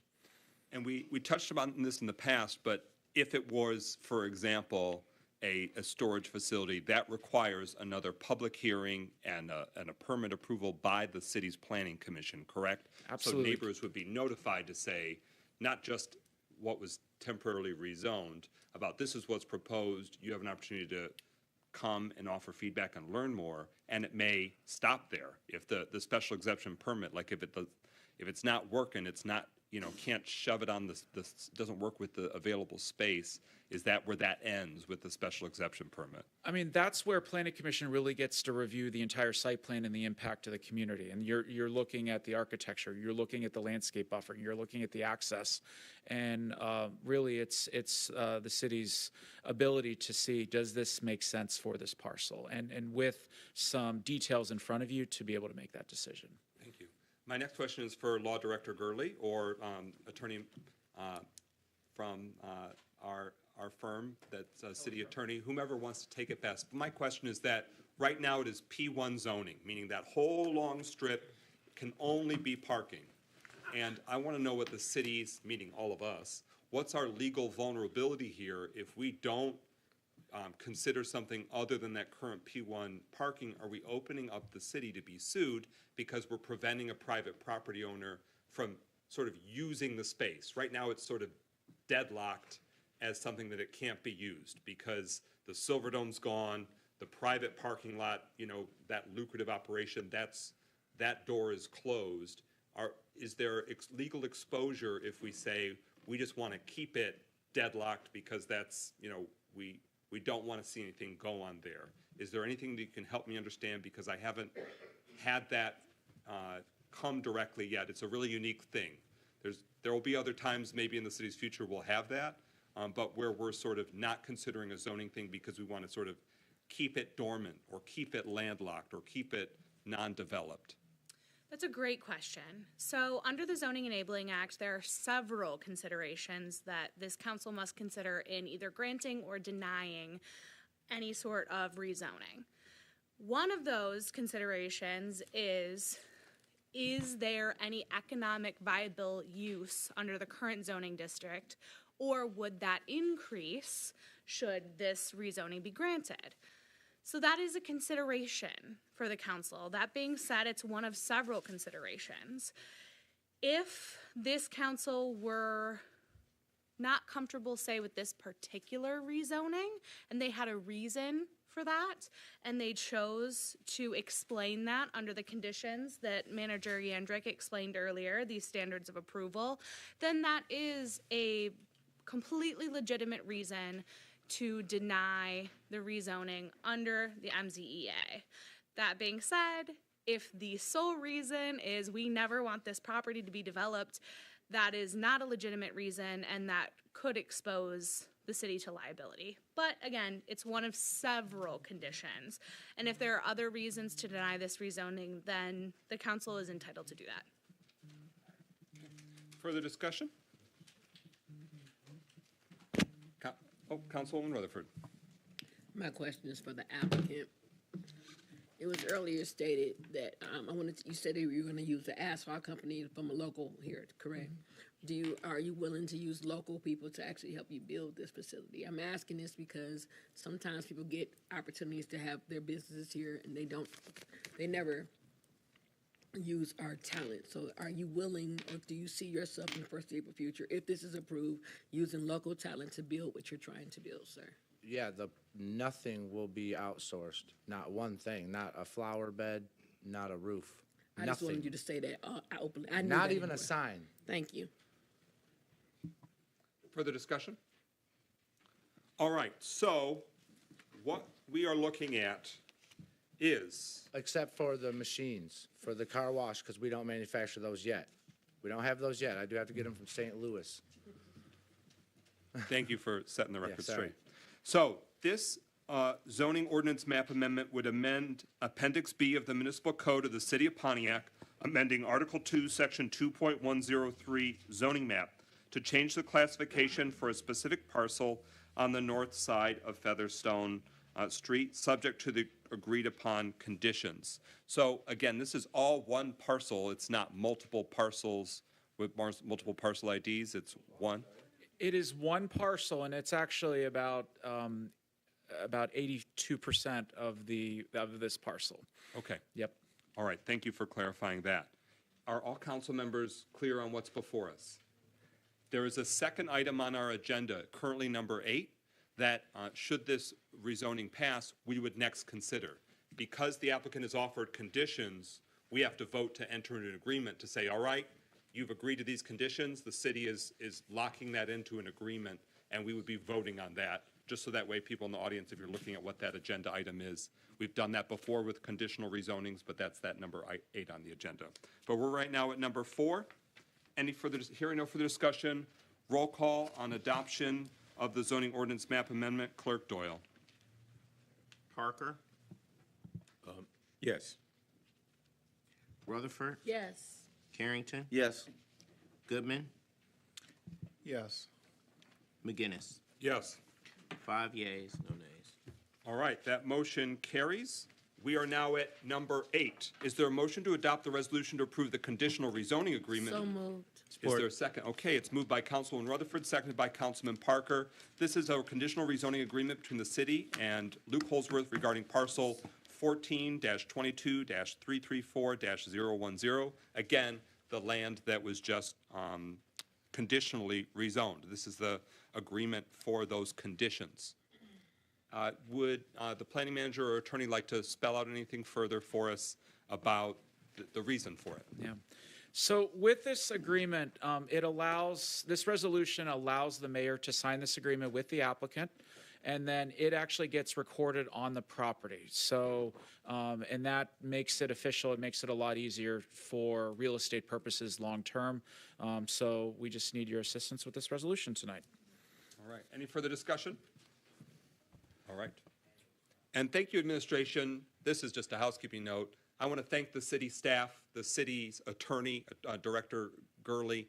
They put a lot of time into making sure we have these documents early because we do read them, even though it's not necessarily the most riveting sometimes, but it's very informational and it allows us to give very thorough review. And sometimes it means that we will ask for another week because something is wrong, something needs to be corrected. So thank you, Director Gurley. I know you put a ton of time into that. Any further discussion? All right. I don't think we had a roll call on that yet. Okay. All right. So no further discussion. Speakers list is concluded. The motion is the adoption of the resolution to approve the conditional rezoning agreement. Clerk Doyle, roll call. McGinnis. Yes. Parker. Yes. Rutherford. Yes. Carrington. Yes. Goodman. Yes. 5 yeas, no nays. That motion carries. The resolution is adopted. We are now at public comment, an opportunity for our neighbors to speak on matters concerning them. Pro Tem Carrington, who's first up? Yes, thank you, President McGinnis. Ms. Bernice Thomas? Okay. Mr. Charles Curtis?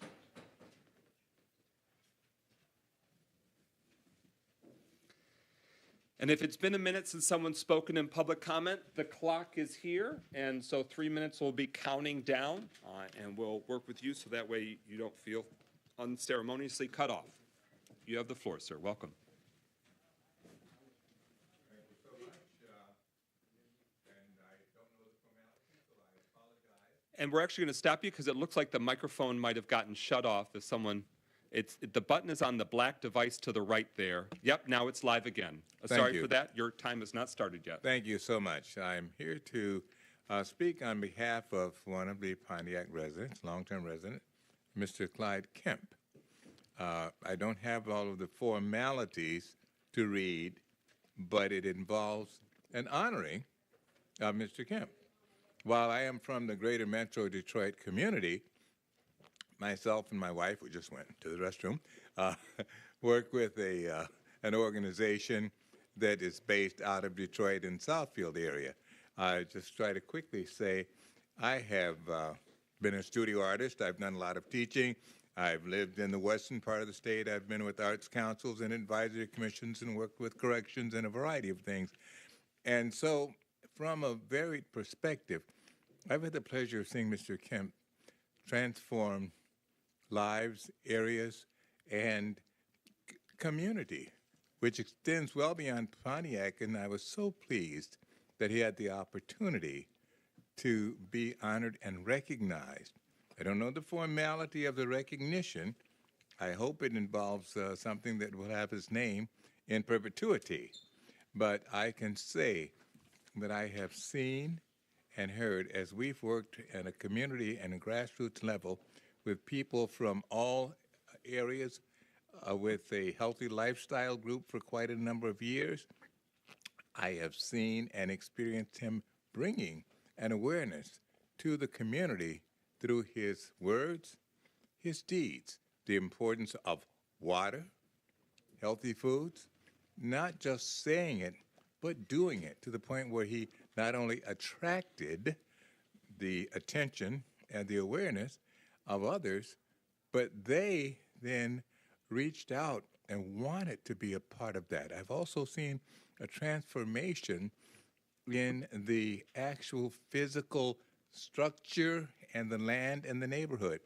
I'm not a Pontiac resident. However, because time is short, I was a tenant back at 40 West Howard quite a number of years ago.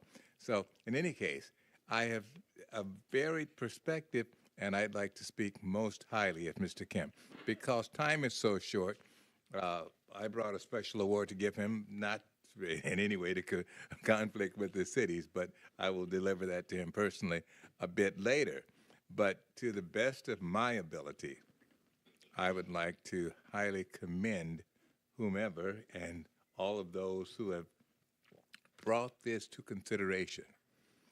Individuals who have had very little hope and opportunity have found that through working with him, as well as individuals at a national and international level have taken note of what he has done. So if you are not familiar with that, I would certainly add my small voice of encouragement to pass whatever resolutions might be appropriate. Thank you so much. Conclude your time. Ms. Curtis?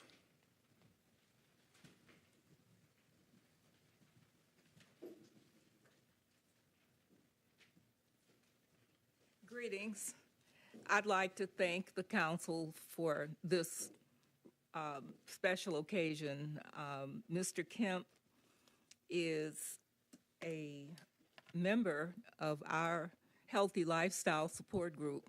The group has been going on for, this is our 37th year. And I remember when we met him, we were introduced by a local chiropractor who was so impressed with his work. And Mr. Kemp came to his first dinner meeting with us. We meet weekly for dinner over a vegetarian meal, plant-based eating. And we were in the middle of discussions and arguments about what was the safe water to drink. People were arguing about whether it should be spring water or purified water or alkaline water and so forth. And I felt so blessed that here was a new person who was interested in becoming a member of our organization who would take on the discussion. And he began to educate us and share research information, and just such a giving person. Often we were needing to pay someone to come and speak to us on these special events, these special types of information. So I would like to just recommend that we give him his due. When I think of Mr. Kemp, which I've known him since, I think we met in the early 2000, like 2001, 2002. And I look at the pop culture songs. One of them is by Salt and Pepper. What a man, what a man, what a mighty good man. And the other is to know him is to love him, and we do. So it's an honor to put in a good word for my friend, Clyde Kemp. He has been exemplary to us. We are proud of him because we remember his story of the Helping Hands, the group that he formed right here in Pontiac, in his area. And he was so much representative of what we stand for. Our motto is, we are collectively responsible for each other's health and well-being. And we see Mr. Kemp as representative of that. Time. Thank you. Thank you, Ms. Curtis. Pastor Jenkins.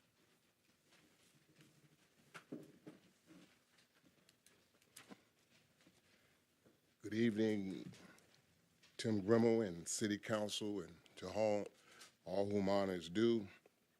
My name is Pastor Andrew Jenkins. I am the pastor of Saints Liberty Lifestyle Ministries. in this great city called Pontiac, Michigan.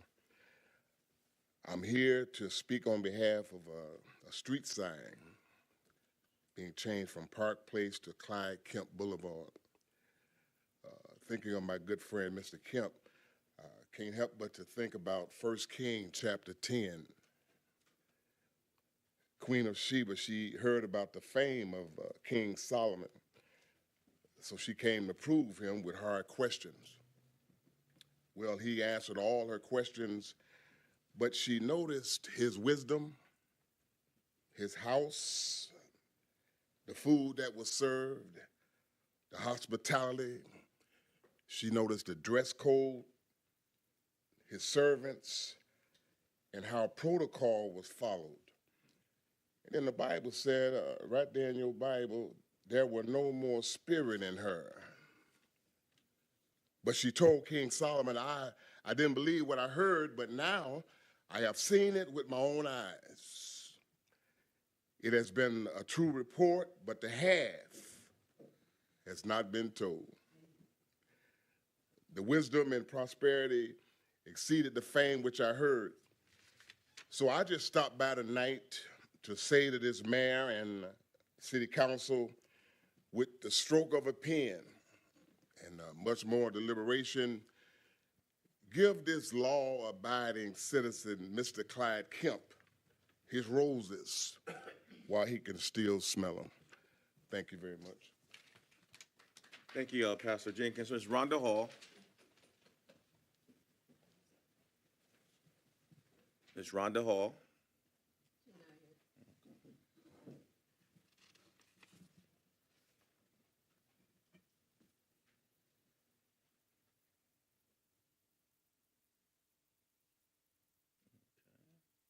It's Ariel, is it Dockery? Ms. Beatrice Wright.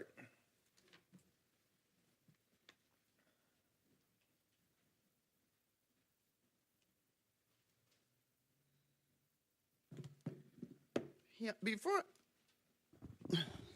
as I start, I know Mr. Kemp as, and I want to give special recognition to Mr. Kemp, not only as the owner of Helping Hands, but Mr. Kemp is probably the first, if only, African American who has water rights in the state of Michigan.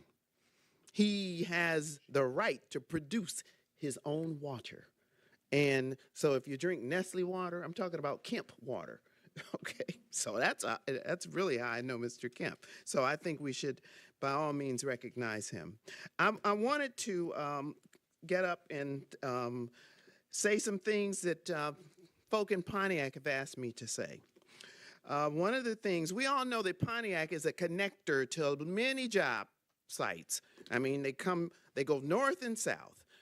South to Detroit, they go east and west, trying to get to work. And one of our citizens tells me that she has always observed speeding through Pontiac. And perhaps it's time for the Oakland County Sheriff to park themselves on Huron or park themselves on Woodward and enforce the law. The speeding law.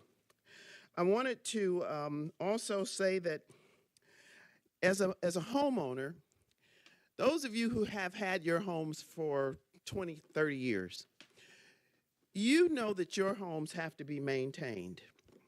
I have an example that happened to me, and so I thought and I asked about it down in Building and Safety. I came down because I didn't want to be doing anything to my home that I needed a permit for, without getting the permit or sending the construction worker or him knowing.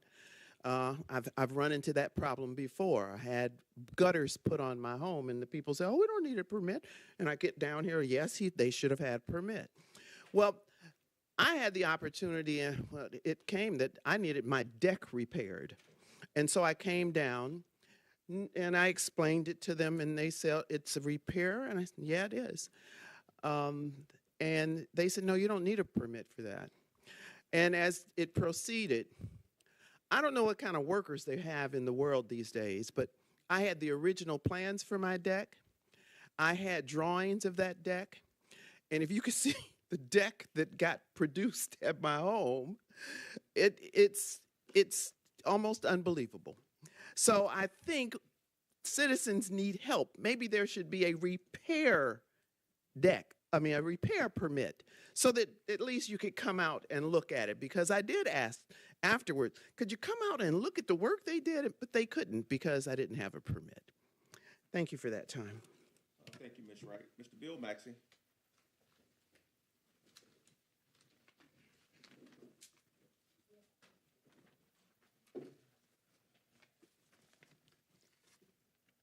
Good evening, H. Bill Maxey, community activists. Good evening to Mr. and Mrs. Pontiac, Council, Mayor's Office. Briefly, I have updates. This is my first appearance for this year, 2024. MSAC, I'm representing tonight. We have started a senior citizens heater program. That is to place heaters in the home of those seniors who don't have the finance. For the month of February, we have a minimum of 20. In March, we'll try to have 20 more. To get all information on this, you must attend the meeting from 6 to 8 on Monday nights at the library. Assembly Community Service. First of all, let me thank Mr. Chuck Johnson as a pioneer that contributed, Mr. Bob Bass, and personally to the mayor himself. We were able to purchase these heaters. Secondly, I want to talk about the grants that are available. I am now over housing with OSA. It's my responsibility. We have approximately $4 million in grants ending in 2024 for weatherization, restoration, and affordable housing. And the reason for this is that I found out that we were not getting the information that we should have. We should have had for our seniors. So it's all geared towards seniors. Again, on Monday nights between 6 and 8 at the public library, you will have all information as to how to proceed. Guidelines do apply. But again, we're making good progress in identifying the seniors without heat. We found out that their oven was on, they were inhaling smoke, but this is just the beginning. This is the #1 problem. And with that, we are going to continue to move forward. And we have some volunteers to drive to the senior residents. And one of the criteria is that the daughters, the sons, and the nieces and nephews must be there to instruct the senior. And it is a safe operation. We've got to make sure on this one initiative that the seniors have heat in their home. Thanks again so much.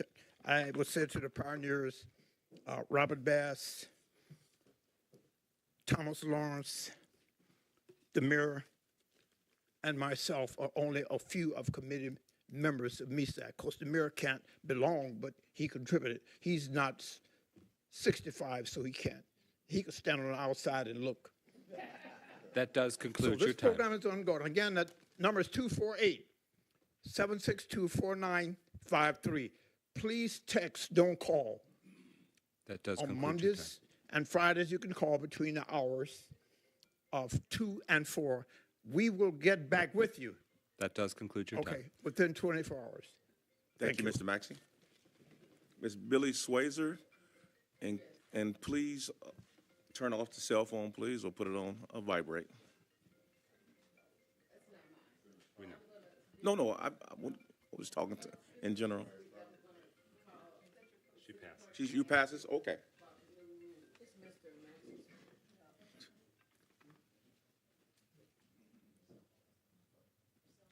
Mr. Carlton Jones.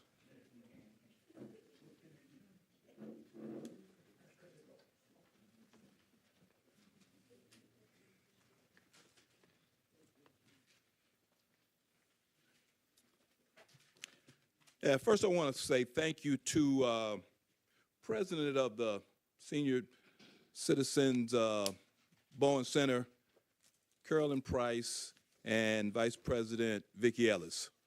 I've got an opportunity to come over, hadn't been over in a while, to actually attend one of their meetings today. And I was very encouraged, and they were encouraging to me because they have been all the time supportive of just continuously to come down and inform the residents about a lot of things, especially some of the things that I've been trying to address to the city and here at this mic. So I just want to thank them and having the opportunity, and all the ones who was there today. I appreciate it, and I'm looking forward to coming back and work with some of the things we talked about. But I have to say there's a couple of things that went on tonight that we have to really, really understand what we just did. I'm going to tell you all that this right here is really something that we've opened the floodgates up, that you can come in to this city, get a zoning change, put no site plan up, nothing to say definitively what you're going to do, and let it get approved to increase value of property.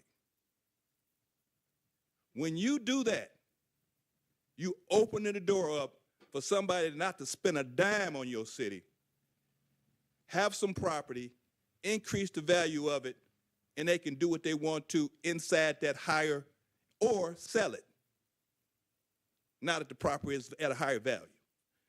Now, I'm not going to say exactly what's going to happen with it, but we should not operate like that. There's no other city that operates that way. You do not, especially close to a residential area, without a site plan to know exactly how it's going to affect those residents. If you start doing that in our city, I'm going to tell you, you're working against the residents.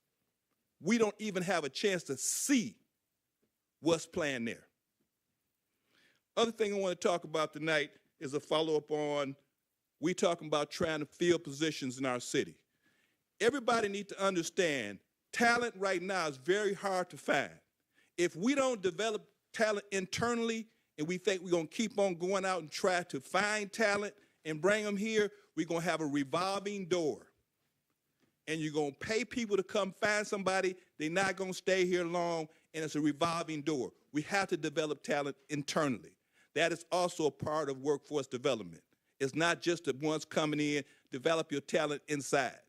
So we have to try to look at that and understand. And we start talking about this small home improvement. Only way we're going to help our contractors, I want to let you know, when you say, oh, it's going to be a whole lot going on, contractors can only grow if they get a block of work to do over an extended period of time. That does conclude your time. That's how they grow. Thank you. Thank you, Mr. Jones. Dr. Deidre Waterman.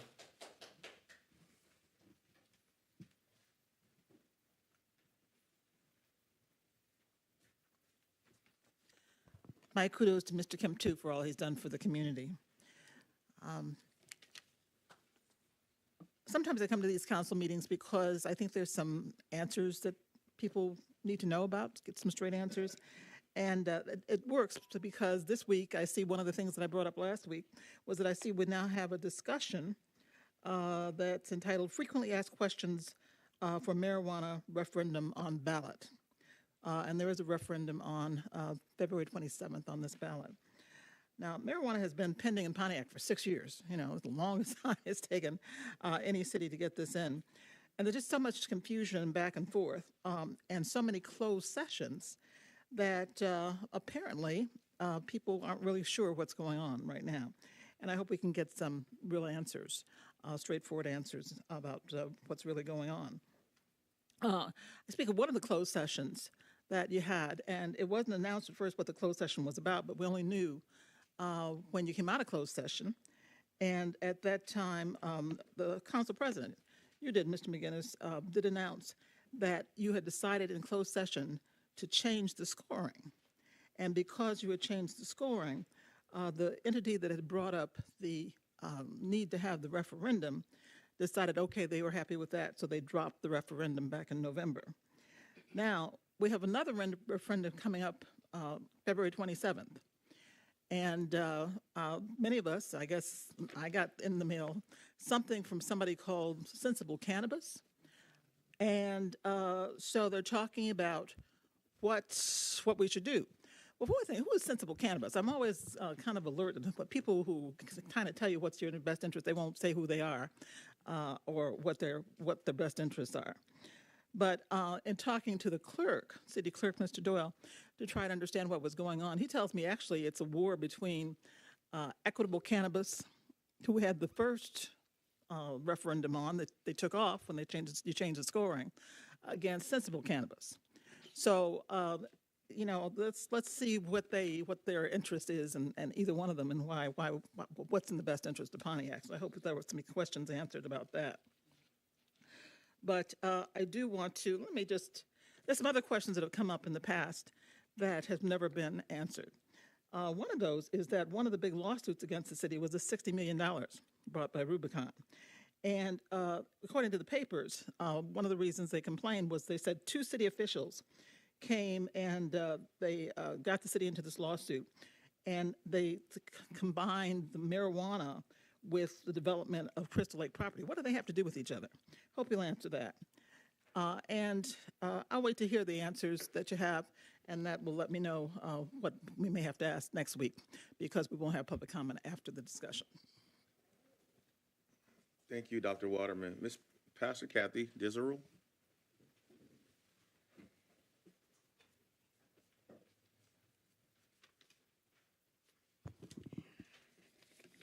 First of all, I would like to thank the DPW, who for the last 2 Tuesday nights, when it was icy and slick and worth our life to walk out of here at night, they walked the ladies to the car. And I thought that was a very kind and loving thing to do, and I appreciated it. I'm sure the other ladies did too, and it's above and beyond the call of duty, but thank you.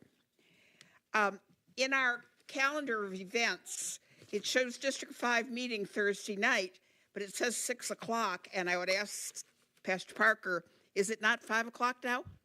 It is 5 o'clock now. So that is an error. We meet at 5 o'clock Thursday night in the Lion's Den downstairs. And then this week, I think everybody in Pontiac got a letter from a coalition, no names attached, accusations made about who done what to who regarding marijuana, plenty of suggestions about what should be done. We don't know who they are.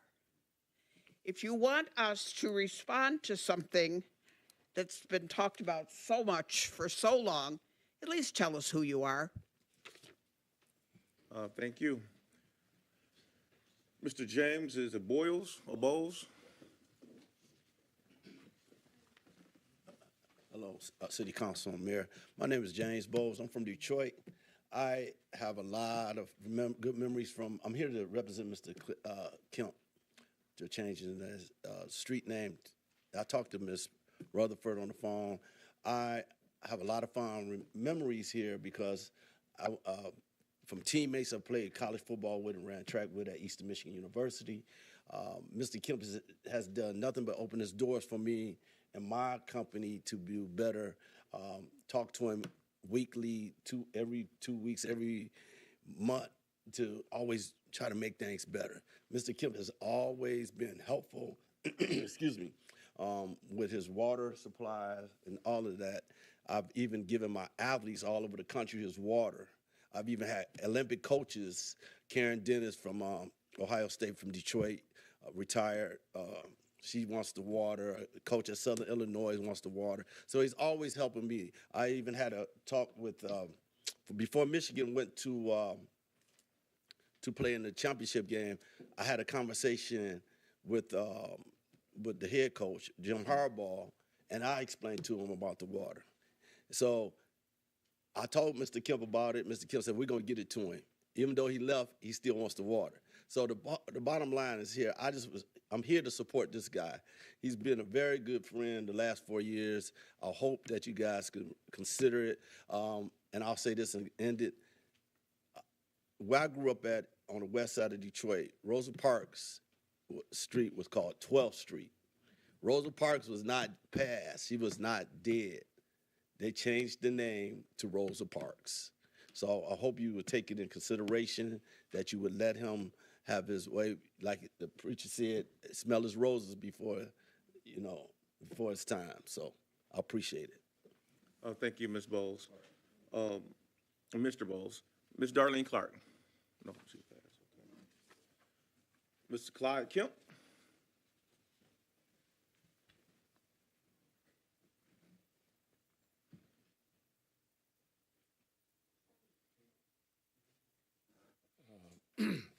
I'm Clyde Kemp, and I appreciate all of the peoples that have said kind words in support of my endeavor. But I want to say this to the council, and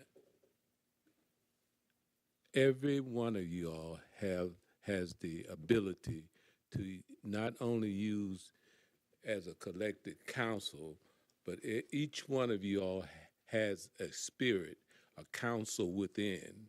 And I just hope that you all could use your council, God-given spirit, to make this happen. I appreciate it. Thank you, Mr. Kemp.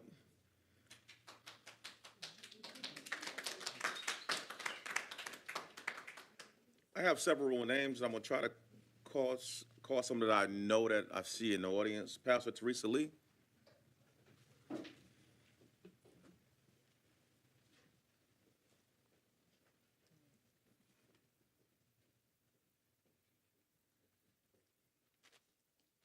Amen. Greetings again. Thank you, Council, Madam, Sir Matt, Mayor Tim Grimer. Thanks each and every last one of you all. I'm here as well to represent Mr. Kemp. I've been knowing Mr. Clyde Kemp for over 50 plus some odd years. And the only thing that I can say about Mr. Kemp is just good. He's an entrepreneur in this city. I've watched him take young people. His son is here tonight. His son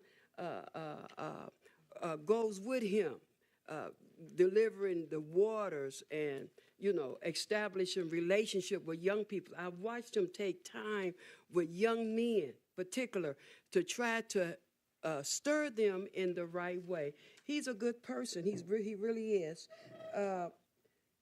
This one word has really been developing even more in my spirit, and that's entrepreneurship or infrastructure. Infrastructure. And this is what I see with Mr. Clyde Kemp. Basic infrastructure with his business, Helping Hands.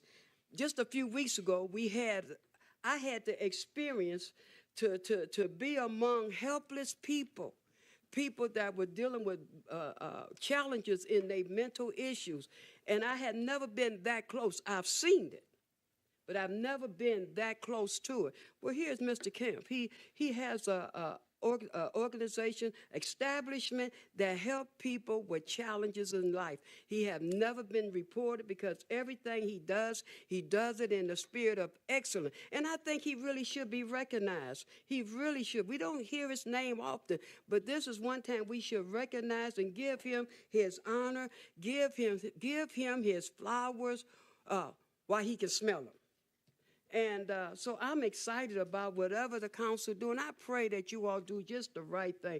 He don't ask for anything, but when somebody come and just asks for something, I'm in agreement with the pastor, amen, and with everyone else that came up and spoke concerning Mr. Clyde Kemp. Please, let's honor him while he's alive and he can see it. Thank you so very much. Thank you, Pastor Lee. Attorney Sherrill Hall. Ms. Jabron Maddox.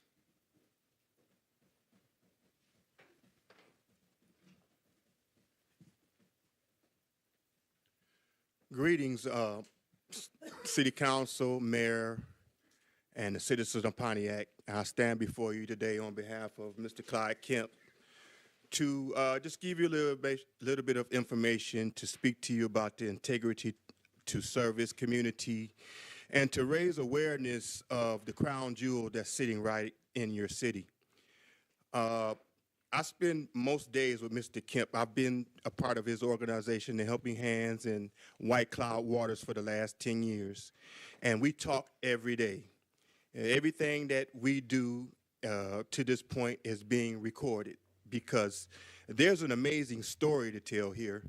Mr. Kemp sits over 900, almost 900 million gallons of the best water in the world. You know, Michigan is known for having the best water. We got the purest of that water. And we're talking about a year. There's 900 million gallons of pristine water. Let's just put $1 on every gallon that comes out of there, and imagine the possibilities that can happen between Mr. Kemp and the city of Pontiac. You know, Mr. Kemp has just been an honorable man in my life. You know, I can't speak highly enough of him. We're recording everything. Everything is going in the book, and from here we're going, you know, this is Black History Month. From here we're going down to the museum, and from the museum we're going to a movie.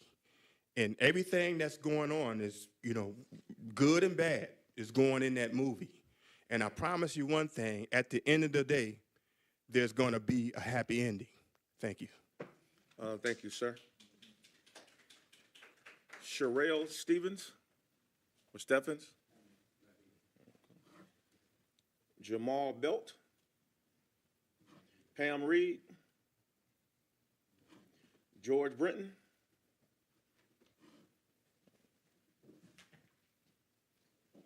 I'm sorry, sir. Did you speak earlier? No, it's a different, no, go ahead, continue. Mayor, City Council, I'm here on behalf of my brother Clyde Kip, and I'd just like to say that I'm more excited when he was telling me about his possibility of naming this street after him, and I said, that's a good idea, because when he first bought that house over there on that street, the house, it didn't have no windows in it, no doors, and he said, I'm going to turn this community into Park Place. And he said he was going to fix that whole neighborhood up, because when he started, all the houses over there were basically vacant. And since he's been over there, that street, he has transformed that street. And he took care of the common areas, cut the common areas, helped the neighbors keep their yards cut.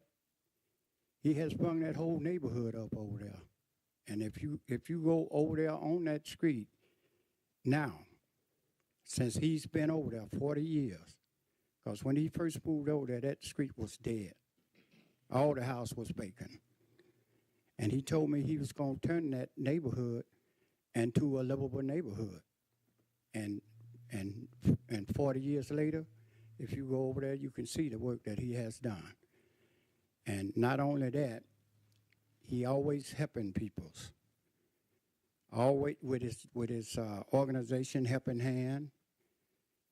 He got peoples that he takes care of, peoples that need somewhere to go since they closed down State Street. We had the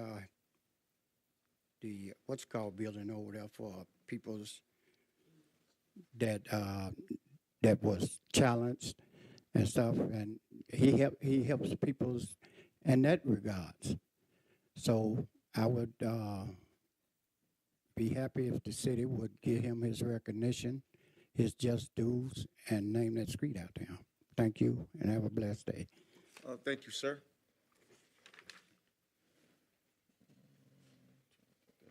James C. Who's that? No, okay. And it's a name that I can't even pronounce or read. We have no idea. They signed the last page at the top. Is there anyone in the audience who has signed up who has not yet spoken? It's like it looked like Jarvis or Jarius. I don't know. No? Okay. Thank you. I want to make sure I didn't miss anyone. That concludes our public comment, President McGinnis. Thank you. We are now at the discussion items. Number 9, frequently asked questions for the marijuana referendum on the ballot. So February 27th, 2024, there is a referendum on the ballot. Community members have referenced a letter And on that envelope, it says, we're sticking with the Pontiac City Council. First and foremost, I want to be very, very clear. That letter was not from the Pontiac City Council, nor from the city of Pontiac. It was not authorized. It is not, in my opinion, accurate. It is not an accurate reflection of the sentiments of individual city council members, and I thought it was highly misleading. But I just wanted to make sure that everyone was crystal clear that they were using a lot of language that gave the implication that the city council or the city of Pontiac was involved in that correspondence. No, it was from, as community members shared in the public comment, it was from a ballot committee that was trying to advocate for a particular position for a pending ballot referendum. So I wanted to make sure that was clear. But even before that happened, we had this on the ballot so that way we can ask the administration and the clerk to provide an update to the community on when frequently asked questions or information that can just allow residents to know what gives.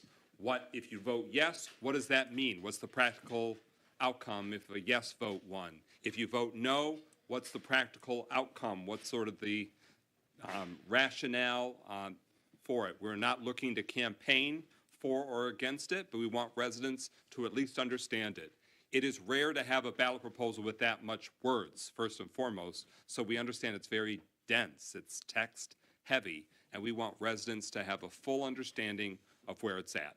So we want to be able to hopefully offer some of those, that information tonight, but also find out from the city when it will be communicated, when it'll be reaching voters in the community so that way they've got the information that you, fine followers of city council meetings, would have as well. So with that, Mayor Greimel, any initial thoughts on this discussion? Yes, thank you. This is a really important topic, and I want to just begin by sharing some information. I want to start with just a little bit of history here. I don't want to get into all of the weeds, but it was some 6 years ago now that the voters in this city approved a ballot initiative that legalized medical marijuana, and that ballot initiative was just for medical marijuana. And when all 8 elected officials up here, including me, took office, which was now 2 years ago, not a single medical marijuana conditional license had been issued by the city. So 4 years almost after the fact, maybe a little over 4 years actually after the fact, not a single medical license had been issued.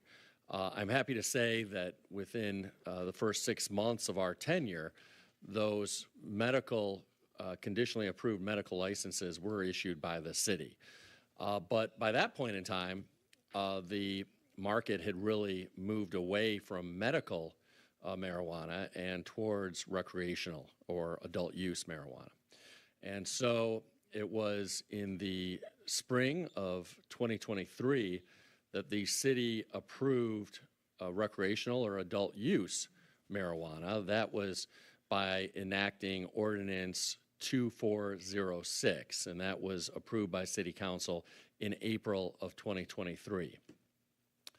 The implementation of that was stalled because some marijuana groups brought a referendum on that new ordinance.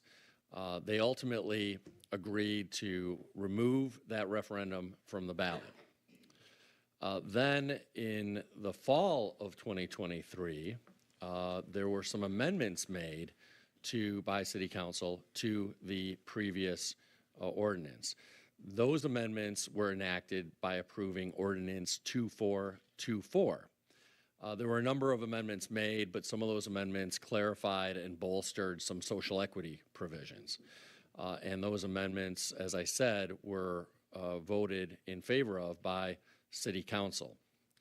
Then it seems, different marijuana group brought a referendum on those amendments, which again, while the referendum is pending, the ordinance is frozen into effect.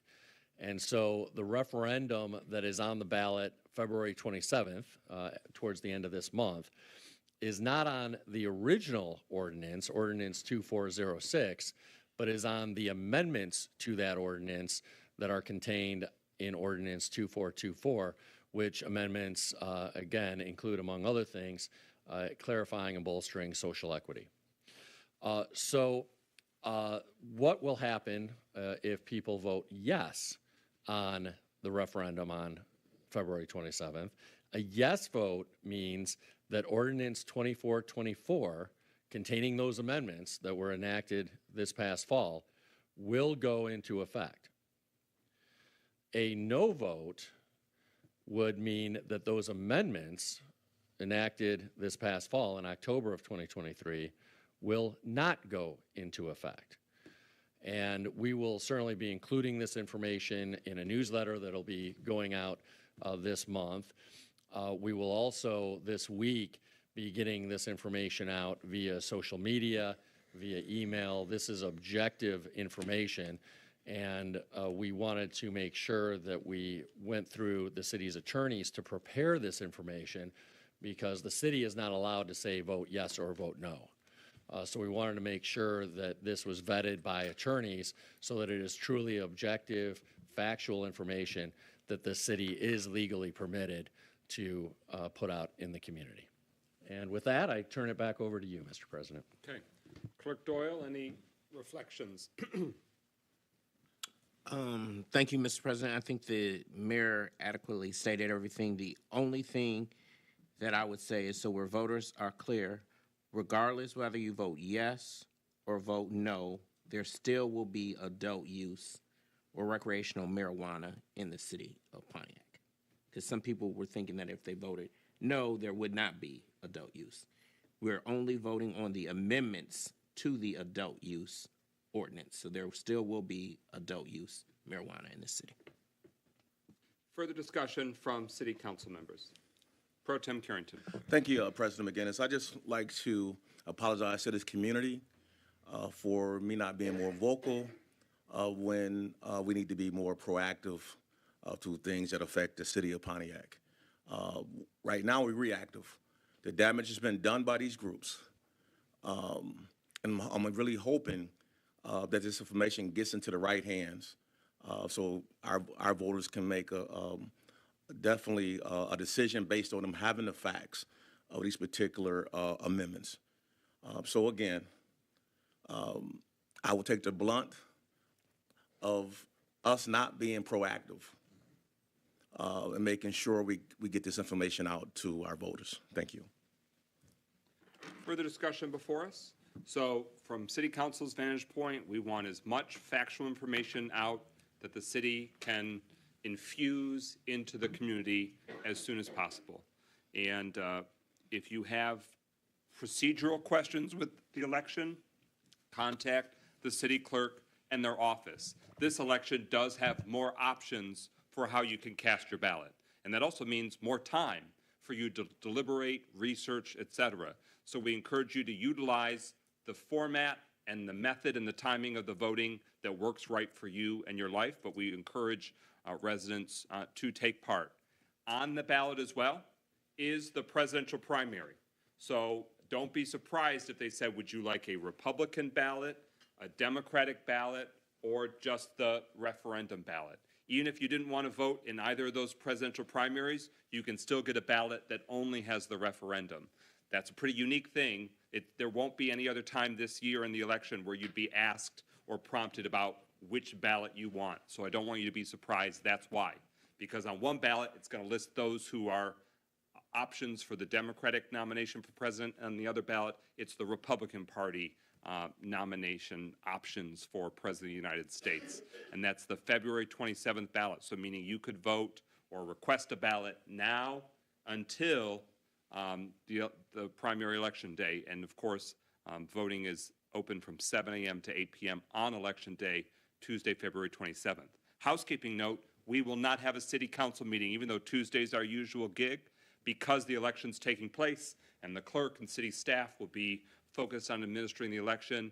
That week, it will roll over to Thursday. Is that right, Clerk Doyle? So we'll remind you a few more times before that, but we don't want anyone to be caught off guard. The last Tuesday in February, We will be instead meeting on Thursday, so that way we're allowing the city, the elections, the administering the elections, to be able to be successful.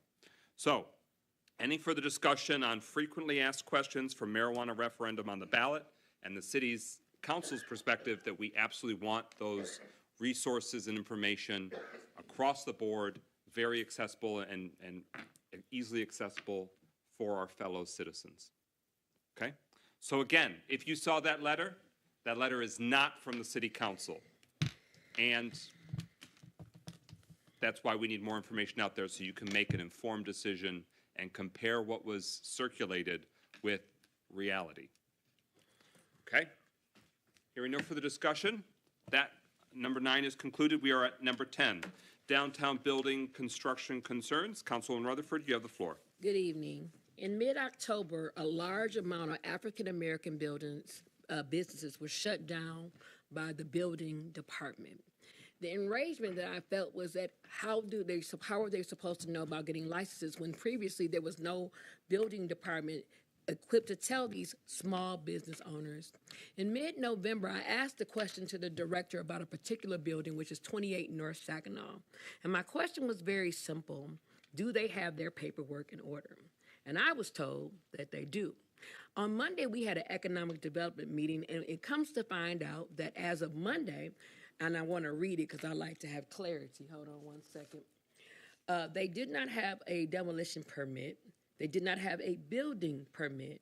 And my question was, if they didn't have that, why were they doing work in a building?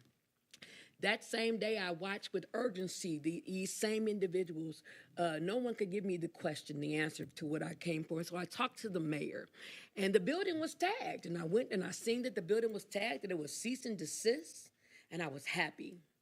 Then I rolled up this morning at 8:07 because I go downtown all the time because my new house is down there, and the sticker was gone. And my issue is, how can a sticker be gone when it was just issued yesterday? And no one could tell me who did it. Now, am I blaming the city? Not at all. What I am saying is that there is something going on when individuals feel that they can take a cease and desist order off a building and there's no consequence. Now, today, all of a sudden, they have their demolition permit. They still don't have a building permit. And my problem is this. What is good for the goose must be good for the gander. And if we're going to hold small business to a higher standard, then bigger business must be held to the higher standard also. Now, the administration is going to say that there's a mix-up in how I feel or misunderstanding. But let me be clear. I've been asking about these buildings because several Black-owned businesses have been being shut down by the building department. And I want to know, why is there no urgency about the other buildings doing what they want to do? Now, the question is very simple. Who is responsible? How do we get better? This isn't a black and white thing. This is a right and wrong thing. But I am tired of small businesses getting took through the ringer and major businesses do what they want to do until attention is brought to them. Had this not came out Monday in the economic development meeting, they would still be doing what they wanted to do. It would be business as usual. Now, am I blaming this administration? Absolutely not. But what I am starting to see is there's a pattern in that department. And I'm seeing that people are not being treated fairly. And my only thing is this: treat everybody equal. If you do not have a permit, you should not be working. If you do not have a demolition permit, you should not be doing demolition. And I shouldn't have to go down there at 8:07 in the morning and film myself in front of the building to show that there is a disconnect. And to add insult to injury, an individual who I will not name because I'm scared there will be reprimand for this, said he was told by several people in that department to go down and come back. There is no special privileges, even if they're luxury lofts, million-dollar mansions, or anything else. And I need this to be an urgency issue because we're holding everybody feet to the fire. But it's amazing to me how in one day an individual can get a demolition permit and ain't had one since 11/5/2023. And it should be upsetting to you as people who are small business owners that this individual has not had a permit and not had a demolition thing since 11/5/2023. And all of this can be proven by documentation because they had one and it was revoked. So if it was revoked, why were they still allowed to do it? And last, but certainly not least, the anger that you see me and the hostility is even today when I go down the street on Saginaw and I go behind the building, there is dust and debris coming from the building. Now, I'm told that they're allowed to do this. It makes no sense to me. How can you block off back of the street, what is it called, an alleyway? How can you block off an alleyway doing that type of work? I'm asking these questions because I'm not comfortable with what I'm seeing happening downtown. Now, are there some people who need to be taught how to get a business license? Absolutely. And I yield to the administration to do that. But it makes no sense to me that since 11/20/2023, this individual has done what they wanted to do. Maybe it was the Cranes article that made everybody excited. Maybe it's because nobody took it seriously when I kept saying for months, something's going on in that building. And all I'm asking for, and the mayor can agree, is that everybody is treated equally. Every building, if you don't have a COU, should be shut down, and not just certain ones. Everybody who has a permit, if you don't have one, should not be working, and not just certain ones. And if I have to go film, and you know that I will, like I do in front of garbage cans or abandoned buildings every week to show that there are some issues going on where people are given special privileges and have forgot that this is a Black-owned city and have forgot that we all deserve a seat at the table. And I'm making this an issue publicly because when those Black-owned businesses were shut down, there was no urgency to get them back open. There is now, but there was none then. And how did they suffer? And what did they go through? So before anybody say, it wasn't this, it was because I was there. And I came down here and I said, why is this building being treated differently than everybody else? And that's my passion behind it. I want every small business to be treated with respect and dignity. I want every business owner downtown to follow the rules of the land. And there should be no special privileges ever given again. That's it. Pro Tem Carrington, followed by Mayor Grimal. Thank you, President McGinnis. Just wanted to follow the line of Councilwoman Relaford, who actually contacted myself and Pro Tem a few days ago. I definitely thank you for wanting to make sure things are done fairly across the board, because I do agree as well that people need to have their appropriate documentation when they start work on these particular buildings. So again, thank you for your advocacy. Mayor Grimal. Well, let me begin by emphasizing that I think all of us agree that everyone should be treated in the same equitable manner. I do just want to make sure that people are aware of the facts at hand here. So the businesses that Councilwoman Rutherford references that were shut down in October timeframe or early November, those entities were shut down by the former building official who happens to be Black. The current building official who happens to be white, his first order of business upon taking the position was to actually get those certificates of occupancy in that building approved, which they were in a prompt and timely manner. The only person who has the authority to determine whether or not a space or a building has or should have a certificate of occupancy is the building official. That is that person's role and role alone. So the reason why it was determined in October or early November that they shouldn't be operating, and it wasn't just Black businesses, it was also a prominent white-owned business, is that when members of the public are invited in to businesses, it is essential that those businesses, that those spaces be safe, that they not pose a hazard to the public. And that's why the former building official, in his discretion and based on his expertise, made that determination. Like I said, the current building official made sure to conduct prompt inspections of those spaces and get them reopen and get certificates of occupancy issued. I would also note that 9 different landlords and property owners downtown, all of whom happen to be white, have been cited and taken to court because they were not paying the required vacancy registration fee with the city. The other building that Councilwoman Rutherford mentions actually had their building permit revoked on November 20th. Again, this is a non-black business owner, and was issued a cease and desist order in November. No building, actual construction has occurred in that space since that time.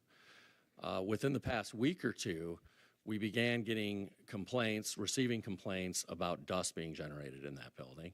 That prompted an investigation, and although it's unclear whether they were doing actual demolition or clearing out debris from past demolition occurring years ago, we informed them that they needed a demolition permit. That communication went to them late last week, and they actually submitted a demolition permit application over the weekend.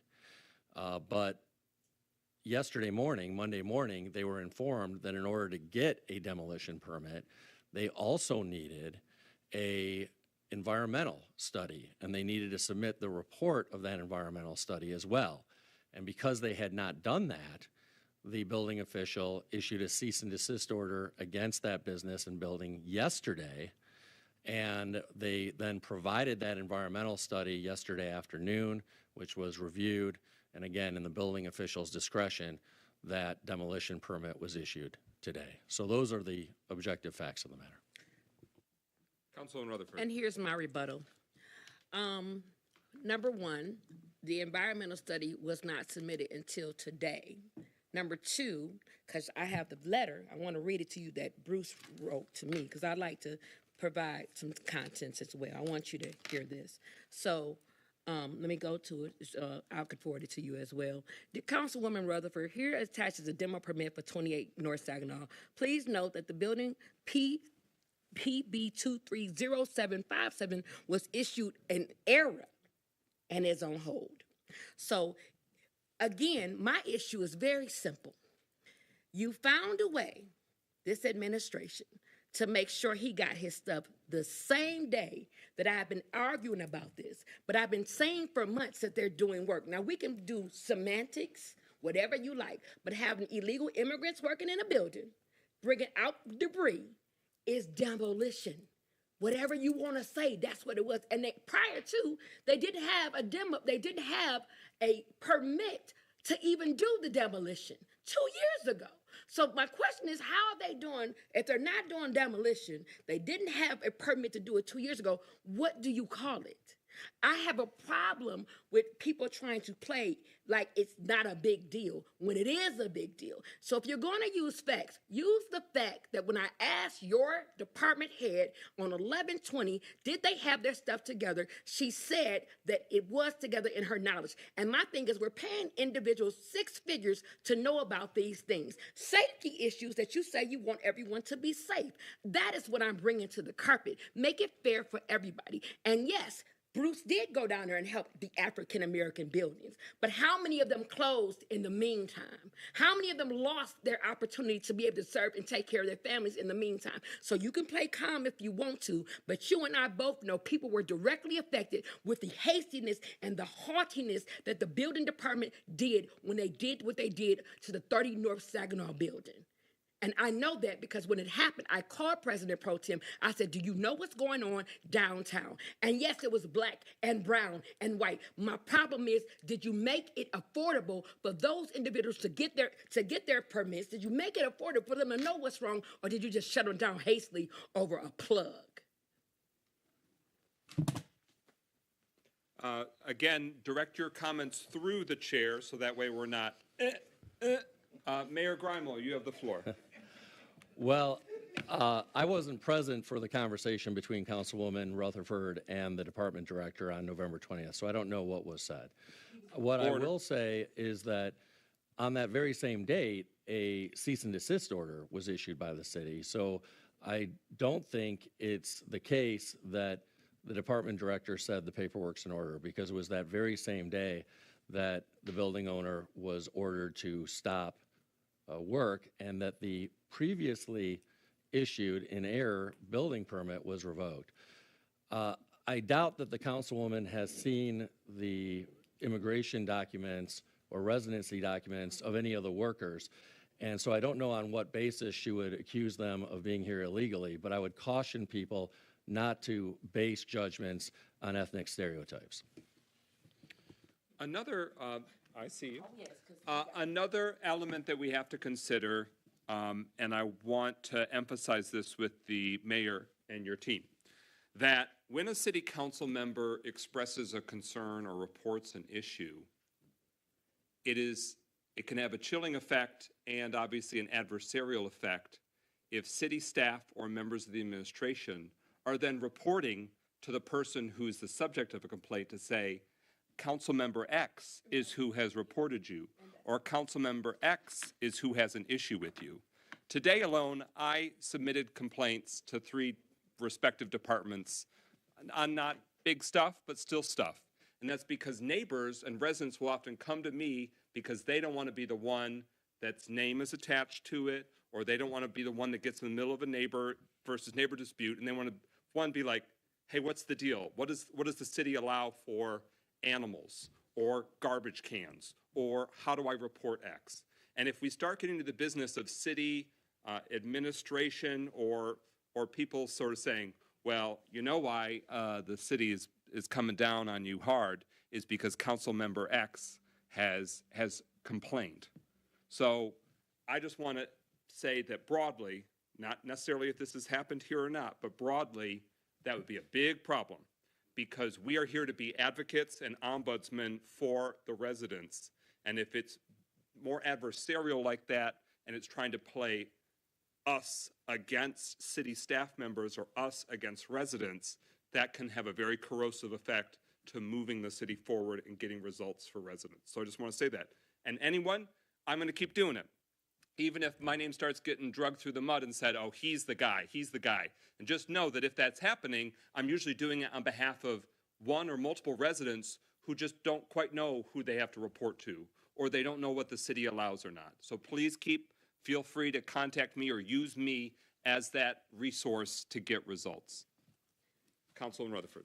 I'm not a smooth politician, so I don't know how to say this any other way. Yesterday, that's exactly what happened, because the developer called my phone. Now, this is an issue because I changed my phone number, for those who know, 2 months ago, and only several people have my private cell. And it was said to me, it's very easy for that to be done. But while I was meeting with the mayor, the developer actually called me. And then when I got home, he called me again. And then what was surprising to me was that the developer was with the actual building official that day, the same time, after hours. So we can keep going through this, and I can play a tape that people don't know I have and play it out in the open and embarrass y'all, or y'all can take this moment and do right by people. This is not about Melanie Rutherford. This is about treating everybody equal. Now, we can keep doing semantics and be calm and act like I'm just putting on a show, or you can do what you're supposed to do. Through the chair. Do what you're supposed to do and treat everybody fair. And why I said it was illegals, I'll take that back. It was people who I know for a fact are not from this community working in this building. And I have a problem when every time I try to advocate for what is right for my people, I get met with such hostility. And it's not done and imbalanced. The only time I get angry is when I keep seeing a consistent pattern. So this is my choice of words. Do everybody the same, or don't do it at all. And have people who are in head of departments to recognize that they're head of departments and not try to play games and politics because people got campaign stuff. Don't play with me. All I'm asking is that people be fair and they are treated fairly. But if you make this personal, I will make it personal with you. That's all I'm asking. That's it. He got his hand up. Thank you for the comments to the chair. Mayor Grimo, you have the floor. Yeah, I don't want to belabor this much longer. I do just want to say that I can only speak for myself, which is that whenever I ask questions or express concerns or engage in any sort of direction to staff about enforcement activity, I never reference the source, whether it's a resident, whether it's a council person. I simply say, hey, I received this concern. If council members believe that staff has done otherwise in communicating with members of the public, then I want to know about it, because that's a problem. And so we should certainly speak offline about that, because that is a serious problem if that's occurred, and I want to know about it. And then finally, I just want to say we have been treating people the same, and we'll continue to treat people the same. That is a bedrock value that I have.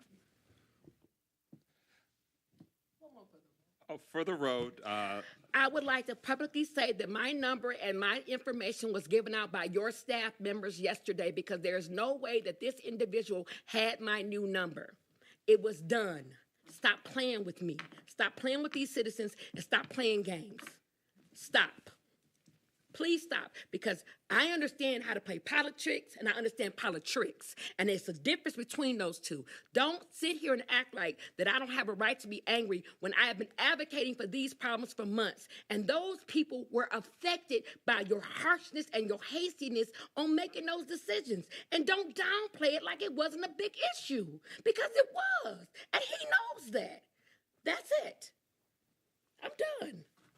so the discussion topic, downtown building construction concerns. Are there any other discussion items or feedback from council members? All right, with that, that concludes the discussion item.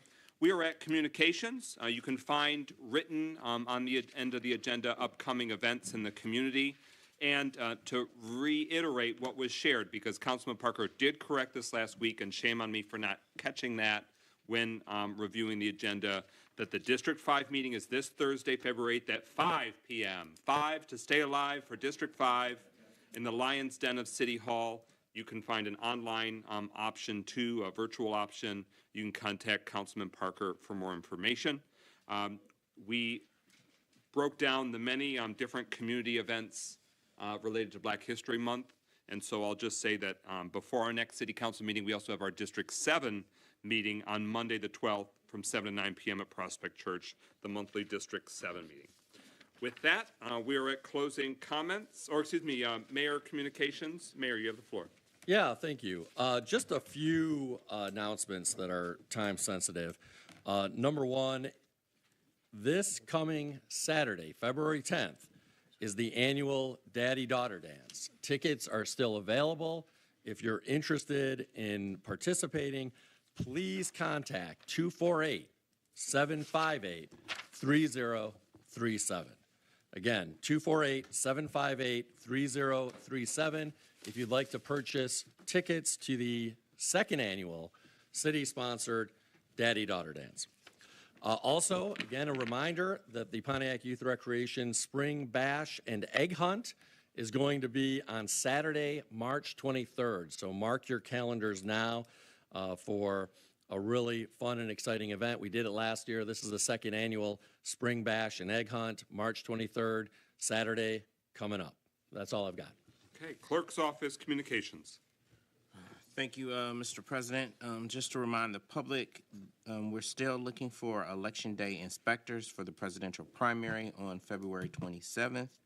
Please contact the clerk's office at 248-758-3008, 248-758-3008 if you're interested in working on Election Day. The hours are 6 a.m. until probably about 8:30 p.m. for election.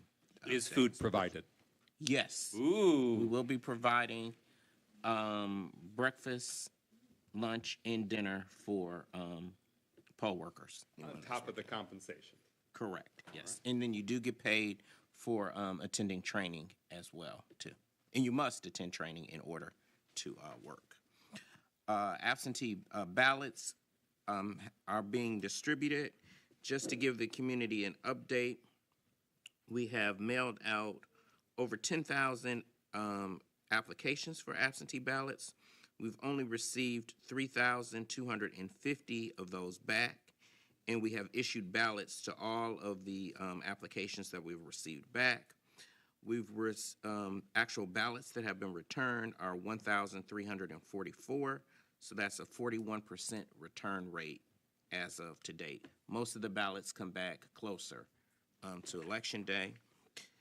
Want to remind voters that you can return your absentee ballots either to any of the drop boxes. We would encourage you to return them to the drop boxes. And the drop boxes are located at City Hall, the Bowen Center, Ruth Peterson, or the Walt Whitman Elementary School. And the drop boxes are under 24-hour surveillance, and we have to collect those ballots daily, at least Monday through Friday during normal office hours. I guess I'll save the rest of my comments for closing comments. Very good. Mayor Grimo, closing comments? Yeah, thank you. I just want to address a couple of questions or concerns that were expressed. We had a member of the public this evening express concern about approving a rezoning before approving or having a site plan submitted. Contrary to what the member of the public said, that's actually the routine way that all cities and municipalities do this. One cannot submit a site plan if that site plan contradicts the zoning of the site. So the site has to be rezoned first before a site plan is submitted, because they don't have the ability to submit a site plan that's not in conformity with the zoning. And that's the routine way it's handled here and everywhere else in Michigan. The other item I wanted to touch on is the previous mayor continues to allude to a Rubicon lawsuit and something that references obliquely city officials. I don't know what they're referring to, and she would have to ask the people who filed the lawsuit against the city. This pertains to a matter that stretches back a number of years into her administration. But I do find it ironic that the previous mayor is trying to muddy the waters around a lawsuit when the city was just filed or served a lawsuit within the past 2 weeks that sues the city and sues individually the previous mayor based on the accusation that the previous mayor retaliated against a city employee for backing a rival candidate for mayor in the 2021 mayoral election.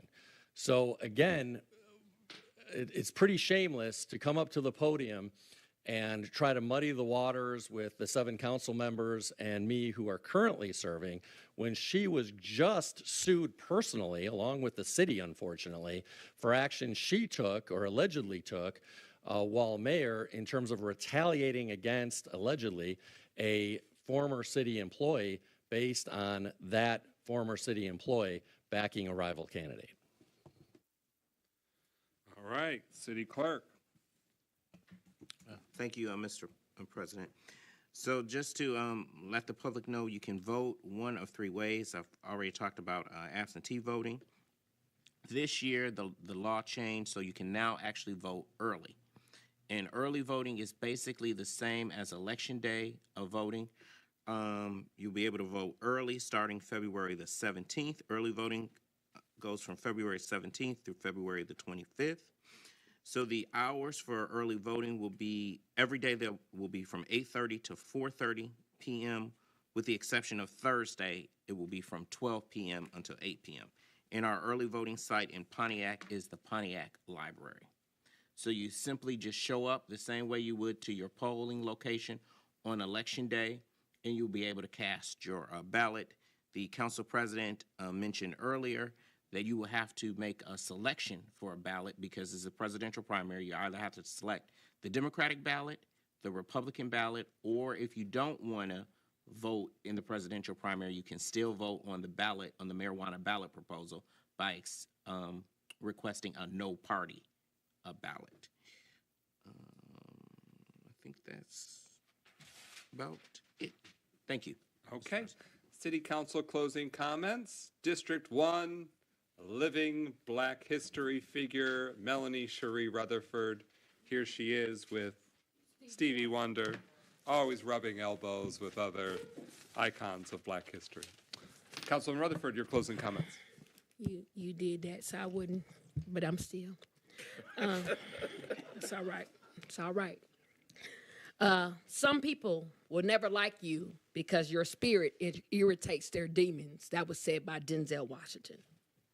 There is a problem when we have people in leadership that will lie to hide the truth. We have a problem when leadership will say anything not to be held accountable. And I am losing faith in certain people because I want to know, do we have a plan? Do we have a plan for the grant director job? I'm not trying to be the cause of confusion. I'm starting to ask questions. I am tired of people taking pics and doing shovel signings when the truth is there is no design for certain things we're supposed to have a design for. I'm tired of people saying that we have money to build a youth center. And the question is, do we really have it? I am tired of people playing on my intelligence and trying to use my passion as a weapon against me. Be very clear, everything that I do is because I love this city. It isn't personal, baby, it's business. Because long after I am out of this seat, people are going to ask me, did I tell truth to power or did I go along to get along? There have been three votes that I regret making. And I don't want to name them tonight because they'll say I'm personally attacking individuals, but I'm regretting them because I thought that if I gave these individuals a chance, they would treat my people right. And as of today, I'm surely disappointed. I'm disappointed because I shouldn't have to be this angry about common decency and respect on both parties. And the second part is, if there's a rule that says we can't do certain things, we simply can't do it. It's not personal, baby. It's business. Are we going to truly be about the business of change, or are we going to just say things because it sounds popular and familiar? Some people will always find a reason to find thought and passion and conviction instead of truth. I have spent 2 years of my life taking the brunt and the bruises because all I do is ask the questions that make some in power uncomfortable. And even when I dial it down to have intelligent conversations, I am told what they think I want to hear instead of telling me the truth. All I want is the truth. I am tired of trying to sugarcoat how I am feeling when I know this council is fighting, and the only thing that has ever been vetoed by this administration has caused irreparable damage to this community. It's not personal, it's business. And if we're going to play politics, then I must play the politic game of telling the truth. The truth of it is I am afraid. I am afraid of what I am seeing and what people are saying. I am afraid that when I come tell the truth, when my residents are fearful of repercussions, that they're not being serviced well. I am afraid that they're going to piss off somebody that's a developer, give them my name, and I'm going to have to show up and show out because they don't understand that long before I was Melanie Rutherford here, I'm Melly Mel. And that means something. Just like in that picture when I stood with one of the greatest artists around, I stood 10 toes down because I am my authentic self every week.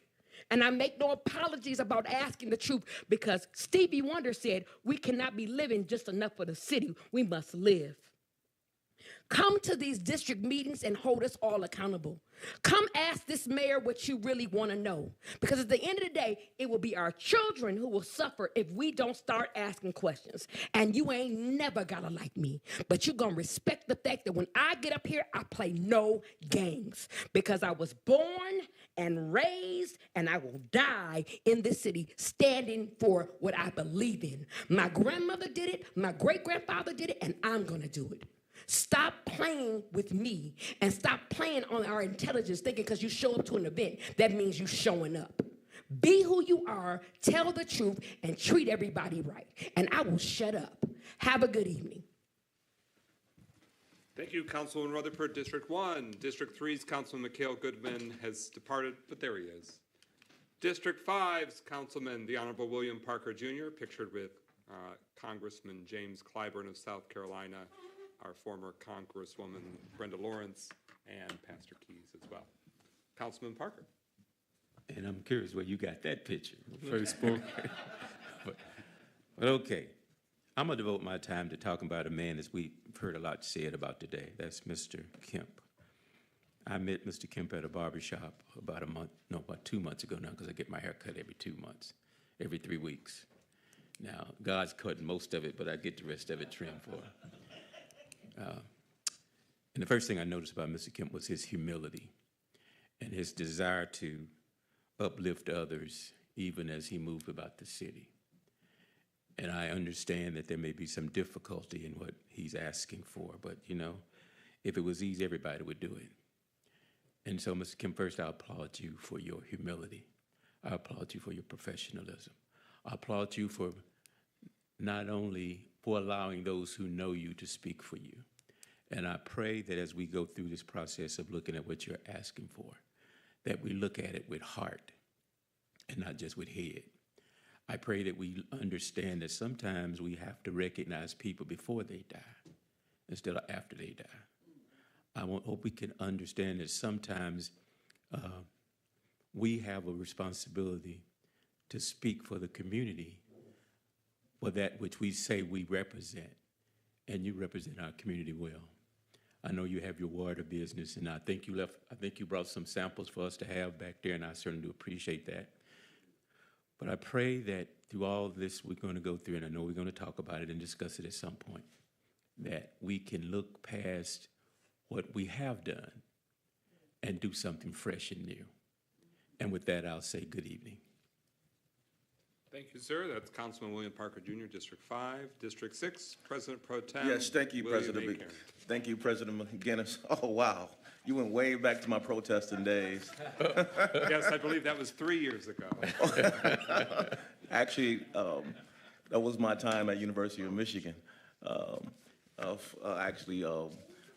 trying to make sure that we don't get rid of affirmative action in the state of Michigan. So, wow, that brought back a lot of memories.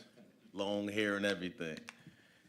Well, I just want to say tonight, there's been a lot said, and I just want to commend my fellow council people concerning the marijuana ordinance for recreational.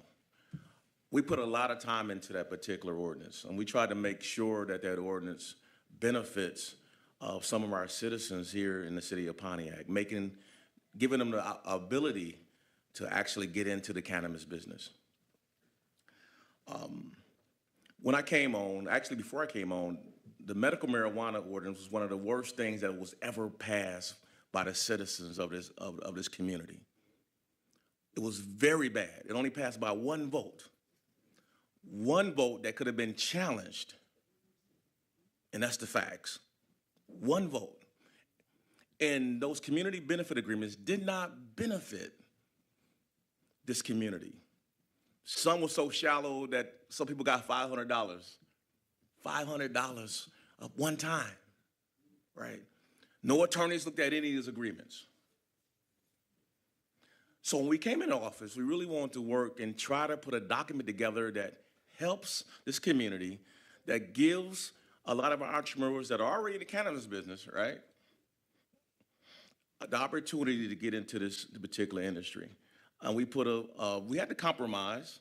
Everybody had their way of wanting things in this particular ordinance, but it was done collectively. And we try to do it the best we could, that it represents the whole council, the administration, and the clerk office. Everybody had some input, and we came up with this ordinance. So again, if you haven't voted, please get all the facts. The administration has said that they're going to send everything out on social media, but please call your council person if you need some clarity on what's at stake here.